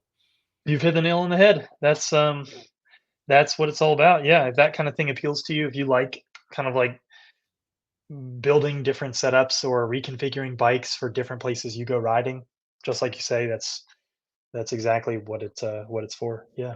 So can you talk to the difference between the coil and the air? Because I'm sure for a lot of people out there, they're like, all these people say the coil shot or forks are so much better, and I don't know Yeah. why. And is it Yeah. just because like that's what they're trying to sell us this month? You know? Yeah. Um, it's very similar to the difference between coil shocks and air shocks. A coil fork feels a little more sensitive. It offers a little bit better grip. They have this just sort of luxurious, planted, very like active suspension feel um, that again is just like super confidence inspiring.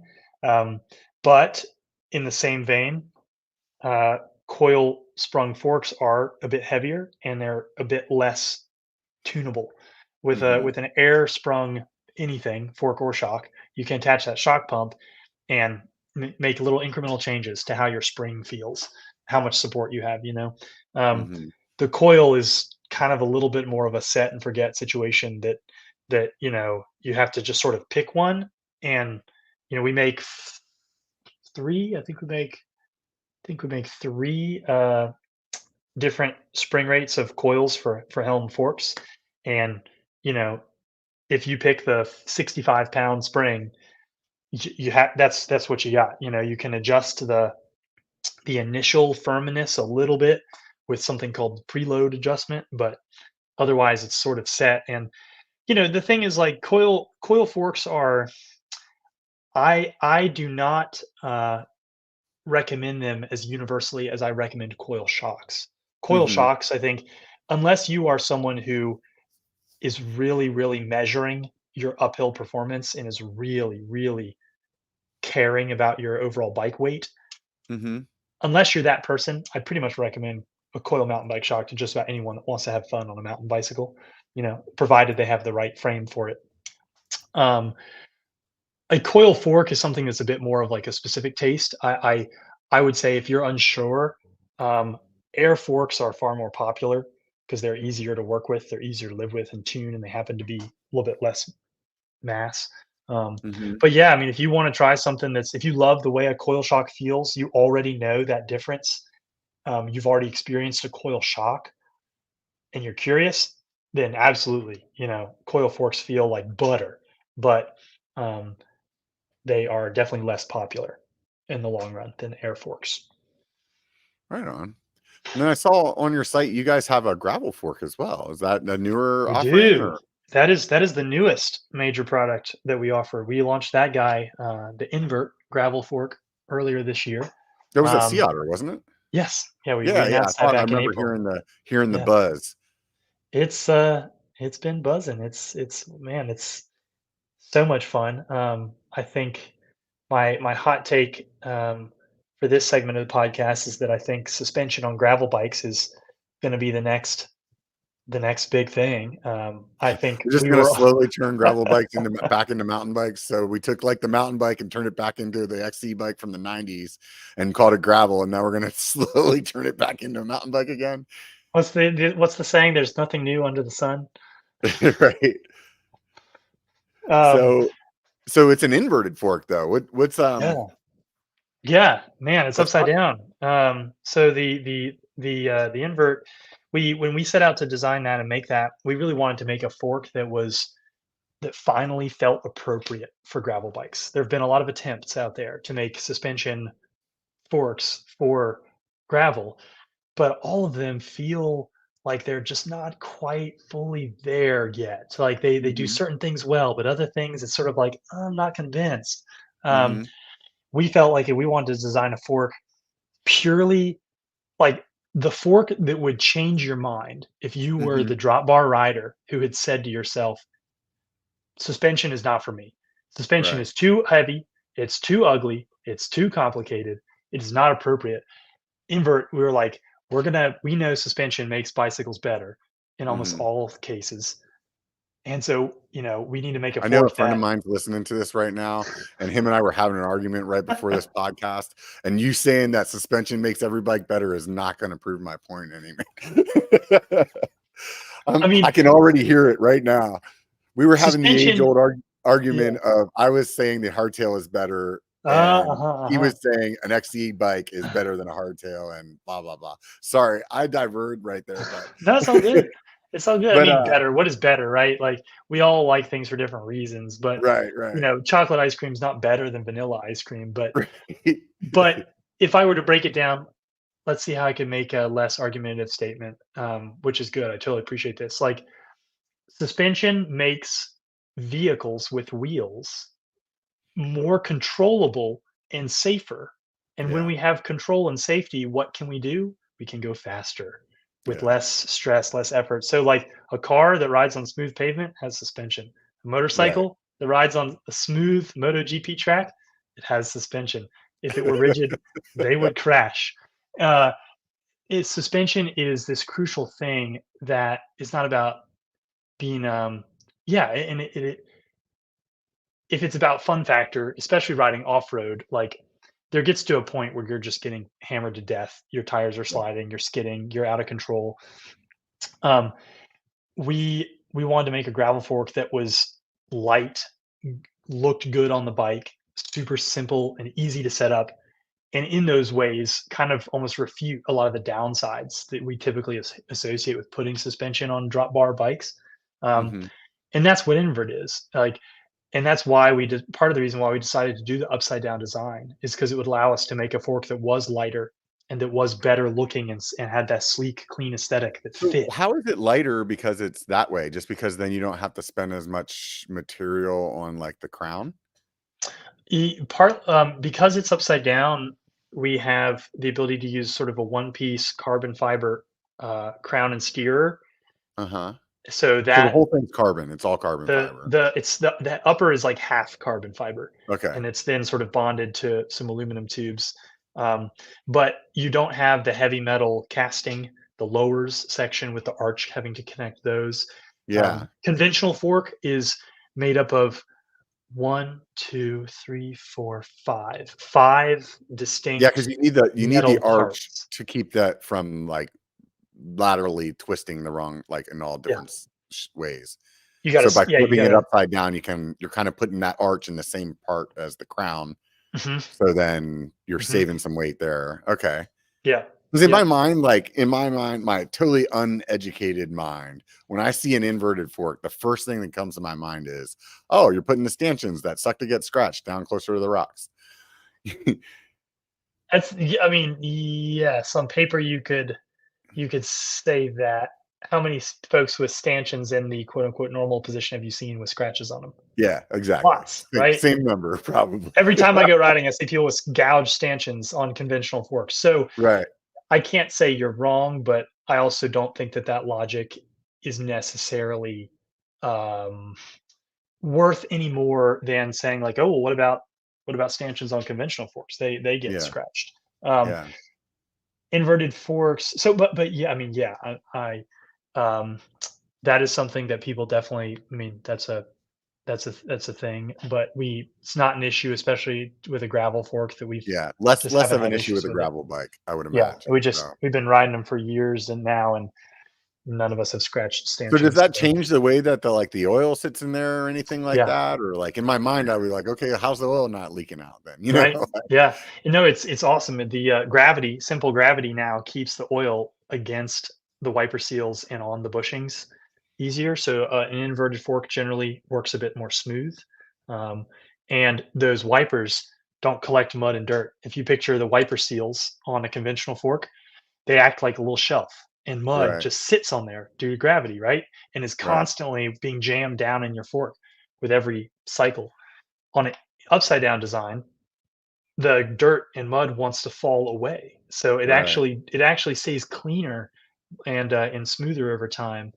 And you also have less mass attached to the wheel that has to move out of the way. And Hmm. so that's called having lower unsprung mass. And that makes, yeah, for all those reasons, inverted forks are, generally speaking, So I um, mean, you're starting to notice smoother. it even with like I want to say Push's newer fork is Mhm. the same way. I feel like there was something else I saw not too long ago that was also inverted. And do you think this is the direction that they're going to go? Like generally the market? If you look at any performance high-end motorcycle or dirt bike, they're gonna have an upside down fork, right? An inverted Yeah, design. good For point. these reasons, it's a bit smoother, there's lower unsprung mass, um, and I think that bikes haven't done it yet because nobody in the bike world has sort of committed to it, you know? There's a little bit of this sort of status quo of what things have Yeah. been. Also, it's not it's not really been that long that we have been free of the limitation of rim brakes. If you think about, uh, for the majority of time of bicycles history on this planet, you've had to have a brake caliper that clamps on the rim to slow the bike Right. down, and it's only in the last number of years that we've moved to disc brakes, and now that we don't have to have a brake caliper, the clamps on the rim of the bicycle. Now there's no reason to still be stuck with a conventional fork layout, because that's Mhm. one reason why you couldn't do an inverted fork on any rim brake, but on any rim brake like a V brake mountain bike, because where would you put the brakes? Um, Right. the brakes are mounted to the lowers, right? On a conventional fork. The If we're talking about rim brakes, V Right. brakes. Um, so that's sort of like you've got kind of status quo to deal with, but I really think this is a long-winded answer. No, I do I'm think it's that good. like It's good though. I It's think a upside down forks are inverted forks are probably something we're going to be seeing more of from a lot of parties yeah. in the future, and it's definitely something that we're excited about in terms of forks and moving forward with all kinds of things. Yeah, yeah. So I started out this whole little conversation with all the different colors of the lowers that you got there in the background. Do you guys Oh yeah, offer different colors in the forks, or is it just like different decal sets or we one thing that we're really into in general at Cane Creek is cool, fun, limited edition products. Mhm. Um, we a couple times a year we release a limited edition colorway of various products of ours. So we do limited edition forks, limited edition rim brakes for road bikes. We've even done limited cranks, like Ewings cranks painted in wild custom paint. And so yeah, a couple times a year we'll do like a batch of 100 forks with Mhm. some really fun, wild colorway that is kind of polarizing. That's part of the fun of it, you know. And Mhm. um, and we sell them out, man. Like folks jump on them, and then they're gone, and that's it. Like this this orange one here behind me, this kind of sunburst, like orange yellow fade. That one Mhm. was one we did a couple years ago, and there's 100 of those on planet Earth, and there will never be more. Yeah, yeah. So it's fun. It's like for us, building custom cool bikes is a fun thing, and for us, that's as much fun as racing a bike or being concerned with performance metrics. And so we love doing limited edition stuff, and constantly are just like building cool custom bikes ourselves and encouraging Uh-huh. other people to get into that. Yeah. Right, right. So, as far as the forks go, then on the website, whenever somebody sees like the Helm MK2, it's Mhm, either the coil or the air is that's like the 27.5 size, and then there's another one that's just named 29er, or is there mhm. any different? Yeah, so those are 2 different forks. The 27.5s are being phased out, and that's why you'll see all the Helm 27.5 are, a really greatly reduced price. I think we're selling those all like 40% off, and we've Yeah, been yeah, doing it's like the last 300 couple of bucks or something like that. seasons because, frankly, because 27.5 forks just are becoming something that's, not very It's yeah, relevant. yeah. It So seems we're like kind of 27.5 is dying on the front end. It's like at still least got on the the party in the front. back though. We still Yes. got the party in the back. Yes, yes. But yeah, they are separate forks, so you gotta choose what size your front wheel is, 29 or 27.5. And then from there, you can drop down and choose what travel length you want it to come out of the box. Yeah, But remember, you can change that. So you can buy a 140 fork and know that you could put it on your 120 hardtail if you wanted yeah. to, and you could make that change with everything that you got. You just had to pick 29er, and then you can pick color decal sets from the factory. We do red, blue, gold, and silver decal with anodized knobs. So we do like a black fork with a splash of blue Mhm. anodized parts and decals if you want that. And that's a permanent offering. Those aren't limited editions. So the difference between the Galaxy and the Aurora is just the Paint. paint on it? Yeah, That's it. exactly. Okay. Yeah, we have a couple. Those represent the last two limited colorways we did, and we just Mhm. have a few left of each.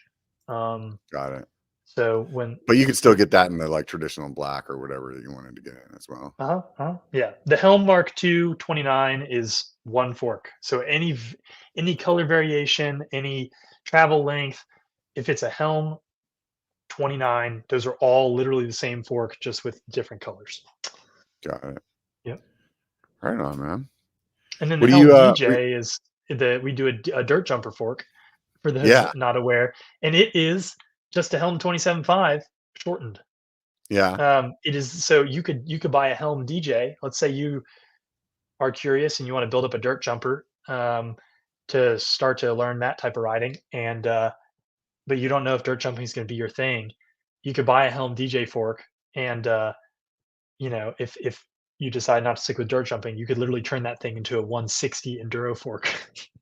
Is that like you just have to buy some internals on that or No, it's just short. It's just oh, shortened. So all the sweet. parts are in So there. We just sell it. We call it DJ because we sell it at 90 millimeters of travel. Um, yeah.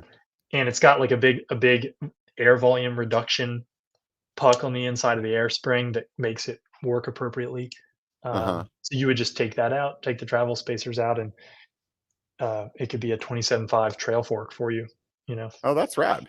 I think a Yeah. lot of people don't realize that the fork for the 29er and a 27.5 is different. I mean, people Yes. that are newer, I think Yes. that's like, because you just think like, oh, it's the same size. Like, why would they Yeah. make it different? They're close. They're close, but like, yeah, you'd have some tire rubbing if you tried to run like a 29 2.3 or 2.4 tire in a 27.5 fork. It would rub on the arch there. Yeah, yeah. So as far as back to your roots, the headsets go, is it like what makes a good headset compared to a crappy one? A good headset is one that you forget about. Yeah. A headset is something you should never be thinking about. A creaky headset, you should never be aware that suddenly your fork is loose, clattering Hmm. around in your head tube. Like, they just should work, right? And they should be easy to work on, and they should be reliable. It should I have sort of come to, like, refer to them as the backbone components of the bike, the headset and the Hmm. bottom bracket, and those, like, backbone components, like, there are I gotta lube my chain, once a week. I gotta air up my tires every ride. I gotta bleed my brakes, replace my brake pads. Like, I do not wanna have to think about or touch or adjust or worry about a headset or a bottom bracket very often at all. If I could go several years without even touching that stuff, Right. we'd all be happy, and so that's what it's all about. And really, we just try to make headsets that are durable, that stay quiet, that stay well in adjustment. All of our like headset parts are all metal. They're precisely machined. The bearings are all super good quality. We use a lot of stainless steel bearings with really good Hmm. seals on them. Um, and then like our headset is sealed from grit, top and bottom. So you have two different seals on the top cover, and then a seal on the crown race that seals the bottom bearing from the world. Um, Yeah, I know your crown race is like got that little like kind of like blue seal on it. Where I've seen other companies that sometimes it's like a split ring. So you don't need the like tool to put it on your fork. mhm, mhm. Yeah, But I those would those are assume, easy to build at the bike shop or build in your garage. You can like drop those on and bam your bikes together. But I guarantee you, in 6 weeks, your fork's gonna be creaking inside the frame because they're just open to dirt and grime, and your yeah, front wheel is kicking up mud and dirt right into the bottom of your head tube, and it's just a horrendous place not to have a rubber seal kind of plugging up hmm, that gap between your fork and the bottom of your head tube. Um, hmm. so yeah, the headsets are definitely Is just there a durable thing. Yeah. is there a headset that you would say is like the better design? Like, do you So, feel like the drop-in ones are better than like the cups, or like what's your oh, take? like a configuration of headset. Yeah. I really like a press fit style headset with cups, where Hmm. cups are pressed in the frame. Um, and I say that because when you design the headset cup and the headset cover to go together, you can make the tolerances much narrower, and you can make the sealing between them much tighter and much better. And so it's really popular for modern carbon bikes to use integrated headsets where the bearings just set in the frame, and there's like a Yeah. little shelf, a little chamfer molded in the frame to hold the bearing. But it's really, really hard to get integrated headsets to seal properly because you've got somebody making a frame, and then you got Cane Creek trying its best to make a headset cover that might kind of sort of halfway seal on that third party frame. And Right. so, but if you have a cup design, so you have like a bike with a that uses like a zero stack or an external cup headset, um, you just get better tolerances, better mating between all the parts, and I find That that they're makes a little sense bit to more me. That totally reliable. makes sense to me. Yeah. It's like if I were picking between if I had 2 equal bikes and one had a press fit bottom bracket and one had a threaded bottom bracket Mhm. and all other things were equal, I'd pick the bike with the threaded bottom bracket because it's gonna be easier to live with, right? And more robust, more reliable.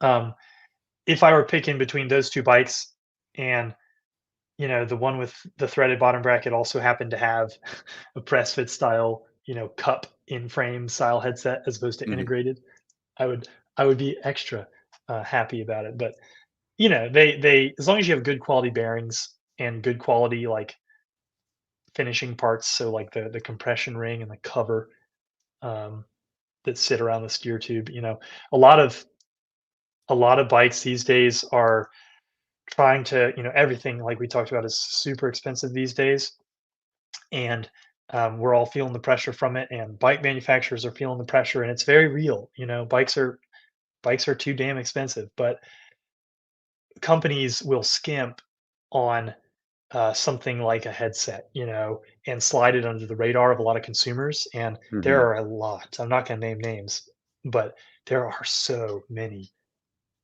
range topping bikes. I'm talking $9,000 and above that literally come with headsets that have predominantly plastic parts in them, and Mhm. they become loose after every ride. They Yeah. make noise, and like it's one of those things. Like I said, a headset is something you should forget about. You know, a I'd hate to yeah, I just, I've Yeah. had bikes with plastic compression rings, plastic crown races, and I paid a lot of money for those bikes, and yeah, forks are coming loose after every 2 rides, you notice there's Yeah, yeah, play. that's a Yeah, drag. I see yeah, you sell the crown races on here separately. yeah. What's a good indicator for somebody be needing to replace their crown race? A creaky, headset or fork. Like, if you have a bike where the front end is making noise and you've checked that your axle is tight and you've checked that your headset overall may feel tight in the frame. Maybe you've re-greased your headset bearings recently and yet your headset somewhere in there is still making noise or creaking. Mhm. It's probably a worn out crown race. Um, they take a ton of abuse, especially on mountain bikes. And if you just change out the crown race, it can often quiet it down. So that's one way So is it you like might want to the change it. metal around that it's kinda sitting on that gets The so the like crown ra smushed smaller or something like yeah, that, so it gets some play in it, so then you start exa getting some dirt in there, and then that's kinda yeah, what's going on? smushed, crushed, or sort of ground down by the bearings. Because like, Yeah. I'll try to describe for people listening, your bearing, your headset bearing has sort of an angle on it, and the outside angle interfaces with the frame. The inside angle on the headset bearing presses on this little metal piece on your fork crown called the crown race, and so that angle between the crown race and the lower headset bearing, they just are smashing up against each other with every rock you hit.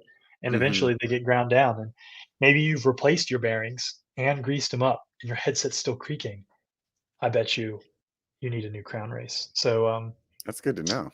it's one of those little secret little pro tips. You forget that it's there. You Yeah. literally don't even see it sometimes on your fork because maybe it's Yeah. dirty or greasy, and Yeah, like yeah. a lot of crown races are black and fork crowns are black, and it just disappears on there, hiding in plain sight.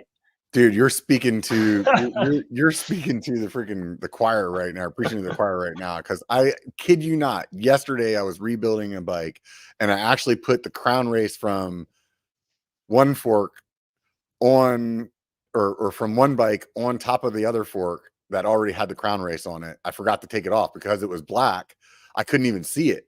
Yeah, So like whenever I put the it's actually a Cane Creek one on, doubled right? up. I was like, why is it like not seating all the way? And I'm like, fucking put that thing on there and start pounding on it. I'm like, it is not going down. And then all of a Love it. sudden it dawned on me. I was like, dude, you never took the other one off. Like you took the fork out, but you didn't Yeah, take the crown race off. And it's that's like, awesome. well, there you No, go. that I've done similar things. I've just last week I installed a crank with like two washers behind the fixing bolt, and it wasn't working, and we couldn't figure out why. And it's I just made a similar, just honest error. So yeah, but I love that. I love you sharing that story. It's definitely Yeah. Yeah. Those things, they definitely happen, and I you know, a lot of times you're having some beers when you're working on bikes, so it's really easy to screw stuff up like that. Unfortunately, I wasn't drinking yesterday, so I don't have that as an excuse. oh, that's good. I think Yes. while we're talking about headsets, is there any like way to maybe explain to people like how tight that should be? Because I think a lot Mm. of times people will like they get that star nut and they crank the hell out of it because they're like, all right, that's what you got to do. And because they're trying to keep it from making noise. And I think that a lot of times people are maybe overdoing it. I this is awesome. I'm gonna quickly look up what the torque spec is, because there is a torque spec on that bolt, and I want to say it's not any more than 4 Newton meters. Oh God, that's so bad. Um, I really didn't want to know the torque spec because that definitely tells me I'm still doing it wrong. yeah. But I don't want people to get stressed out about that. I've literally never put a torque wrench in my entire Yeah. life, you know, No, I'm just joking. on a preload bolt. But Yeah. But it 4 is should really like feel. that's not very strong at all. Like that's like barely like a you know. Let's see. Uh-huh. In the meantime, I Yeah, saw but it's something just, you know. on your fork page while you're looking that up Huh? that was called like Chroma something or something like that. Yes. Chroma Studio. What's that? That just refers to our collection of colored options for Oh, I various see. parts. Okay. Chroma Got it. Studio is just our name for our color collection. So Got it. we have colored bottom brackets, colored headsets, fork Perfect. options. So It's the then you just same. know that all the colors Yeah, match then. yeah. Yeah. Perfect. So you can get a red helm fork with red accents to match a red Cane Creek headset and a red bottom bracket, and we just refer to Nice. that whole collection as Chroma Studio. So did you find the number? Who Installation knows? instructions. This is what I always use the people in the comments for. Maybe somebody in the comments can I tell us the torque Who in the spec. comments knows the spec? This shows you how important the torque is, because the person who works for the headset company doesn't Does not actually know. know it. Um, We're gonna hold but it to you, man. That's it. This is going up on Pink Bike tomorrow, man. go for it. I'm ready. I'm ready for the comment section. Oh No, but God. it's somewhere in the realm of 4 Newton meters or less. But it's you can go fairly tight. A headset that's tight is better than a headset that's loose. Hmm. If you're uncertain, Hmm. snug it up a little bit more. A loose headset is going to destroy itself pretty quickly and could damage your frame. But what I do is, I start to tighten, and I'll feel the resistance ramp up in that preload bolt, and then I'm going to grab the front brake and hold the front brake tight, and put your fingers right around your headset itself, right up there by the stem, and kind of rock the bike back and forth, and you can feel play in Yeah. the top cover of the headset, and you just tighten until that play goes away, and then stop. There's no need to overly torque it. You can damage it if you torque it too much, but um, you should feel zero play rocking the headset back and forth with the front brake clamped, um, and maybe go a quarter turn past that point, and then that should be playing. Yeah. Yeah. Yeah, Yeah. I think a lot of people. I know in the past, whenever I first ever started working on that stuff, I definitely put way more torque on it than I thought. But that was back whenever like people didn't use torque wrenches, so everything was like yeah, what I call monkey tight. You just monkey tight everything. You're like, right. yeah, that's right. Like, yeah. Somebody in the Indeed. comments said 4 to 5 Newton meters. So, or Yeah, yeah, yeah. but right on, man. What are you stoked about for the at King Creek? I'm I'm really excited about these two latest suspension projects. Tygon and the invert fork. I mean, they both are things that, like, I think are the opportunity for riders to try something they've never tried before and have it Mhm. really change their riding experience. I think there's a lot of products out there that is a lot of instances where things get introduced that are sort of like minor changes and minor upgrades or evolutions. There's a lot of things out there that are full of features that are not different or new or add real benefit to the Mhm. ride. And yeah, I mean, I've been having a blast riding a gravel bike again, with suspension on it, and it's like it's just making the experience. So if I feel like a kid again, I feel like the way how much fun it was to explore in the woods all over again, like with this new product on the bike. And so I don't know. That's what I feel like anything that gets me excited to go out and ride my own bikes again, like especially because it's my job, I get I can get burned out on bikes. Yeah. I do them a lot. I think about them a lot, talk about them a lot, talk about bikes here for 8 hours at the office, and then I go home and somehow start working on my own. And it's Yeah, just like yeah. sometimes I feel like I never get away from it, and then Right. something comes along and it like I'm looking forward to leaving the office and going for a bike ride, Yeah. after nearly a decade of like doing it for a job. Yeah. That stuff I know it's like we're on to something, right? Yeah. And like, I freaking love Ewings, like, they are the sexiest, most beautiful, most lustful cranks you could want. I am more excited, like, to go ride, you know, my bike with my Tygon shock, a gravel bike with the invert.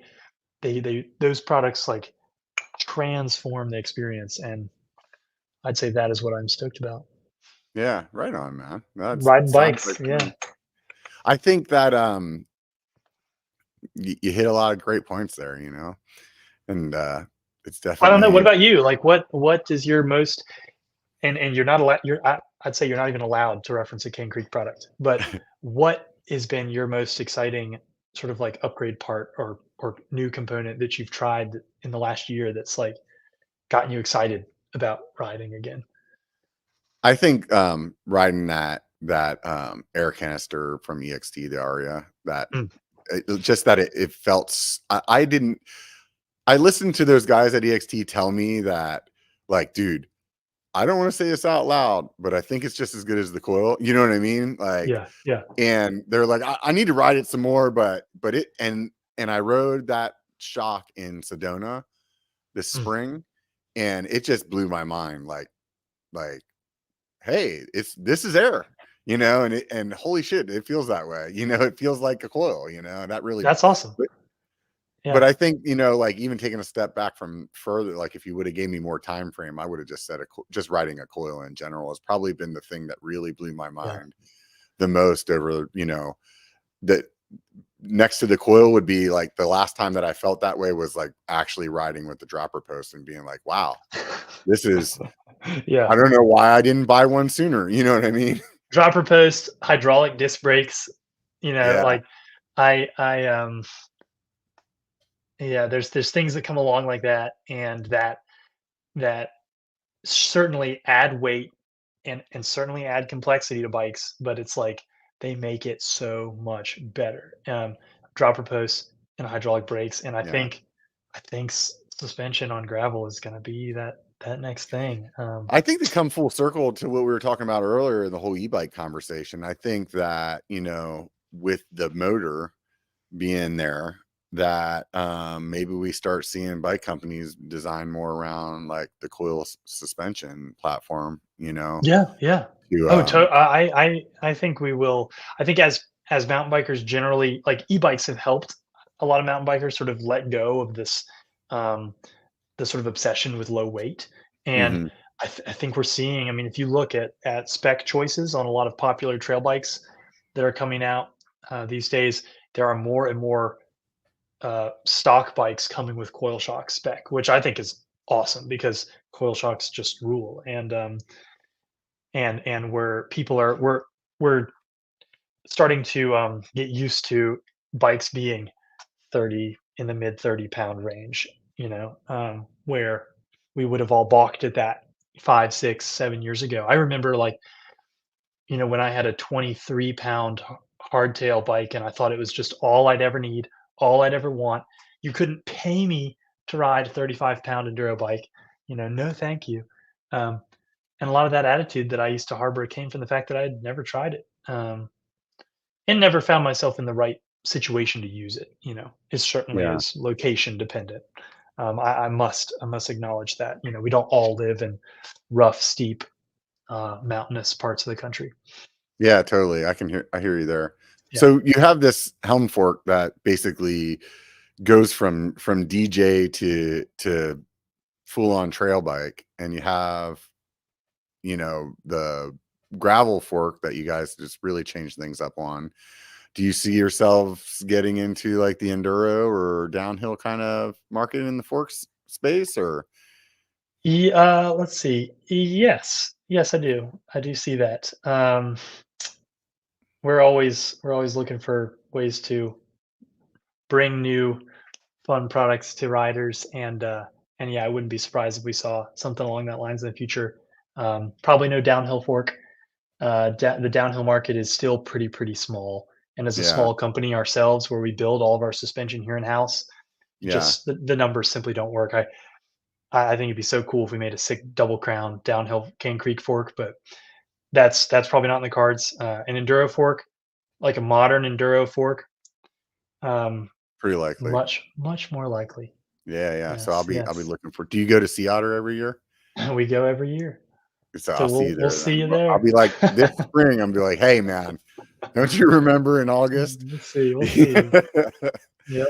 That's awesome, man. No, Yeah. I mean, Exciting. it's obvious that that would be the trajectory that you would assume. So Mhm. I'm surprised what you said about the downhill fork though.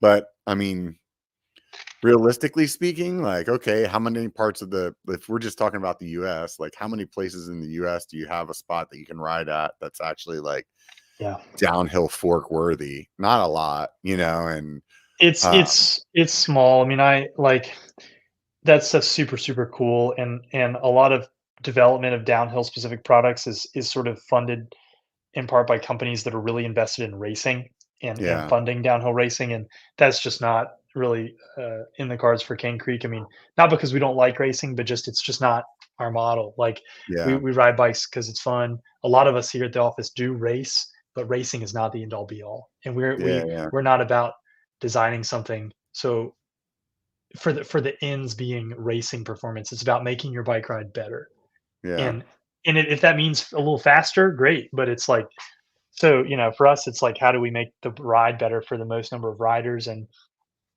as I mentioned, we're about 40. I think we're like 45 people right now, and we build all of our suspension by hand here in this yeah, building. And it just economies of scale kind of stuff as a small yeah, yeah, company. yeah. Yeah, That's downhill pretty fork. decent size though. I mean, for a component company and for a bike, Yeah, company in general, like a lot of the longer that I've been around the industry, the more that I realize that most of the companies are not huge. It's like yeah, most of the yeah. companies The bike are industry definitely is like, and we all know each other. It's definitely yeah, still kind of like a fun little club or family, but yeah. I hope to see it grow. I hope, I'm like sure I it said, will. yeah, yeah. I hope to see Do like you know, cycling kind of like, become quick more mainstream. history question? Do you know Mhm. where the name Cane Creek came from? There is, it's a, where is it? That way? Yeah, it's that way. I'm pointing off to my right for those not watching the feed. There is a creek that runs through the Cane Creek Valley, and it is called Cane Creek. There you go. And And I it assume they have a bunch of salamanders over there or something. bunch of we have salamanders and skinks. That what's in the logo is actually a blue-tailed skink. We have lots of those that run around here. But yeah, the Cane Creek, the name was simply picked to kind of ground the company in like the this geographical region, this space. Yeah, Like we're local, we're North Carolina, we're Blue Ridge Mountains. right on. Like this is we literally are in the Cane Creek Valley, which kind of Yeah, dumps the Cane Creek River, or the Cane Creek dumps into a larger river that comes right out of the national forest. So right on. yeah, it's just local. Yeah, It's just like yeah, that's simple. super cool. Yeah, that's Well, all. I'm glad we got to squeeze that one in there. We're wrapping Yeah, up here at that's 2 good. hours, dude. It's been so much fun talking to you, Will, and I really appreciate you taking the time to sit down and chat with me. Yeah, it was a I always blast. like to ask people at the end, do you watch YouTube? I watch some YouTubes, I would What say. what do what do you like to watch on YouTube? It doesn't matter if it has to do with bikes or not, just in general. Sometimes there's some fun channels that come up. NPR Tiny Desk. Yeah? Yeah, if I'm looking for something late at night, laying down, I'm like, I want just like a little bit of something, some cultural thing. It's NPR Tiny Desk every time. Nice. Discover a new artist, discover a new rendition of a song that you like, you Yeah, know. yeah. Yeah, I'm all about That's it. super fun, man. Well, thanks a lot, man. I really appreciate you sitting down and hanging out with me. Those of you guys that aren't familiar with the products, you probably have their headset on your bike Mhm. more than likely. I would imagine almost all the bikes in my garage have that. If you want to check out the products, some of the stuff we've been talking about, there's a link in show more in the podcast notes, or you can go to canecreek.com. It's pretty easy. It spells about the way you would expect. CANECREEK.com. And if you don't want to do any of that, just remember one thing. It only takes a bike to be a biker. Get out and be one.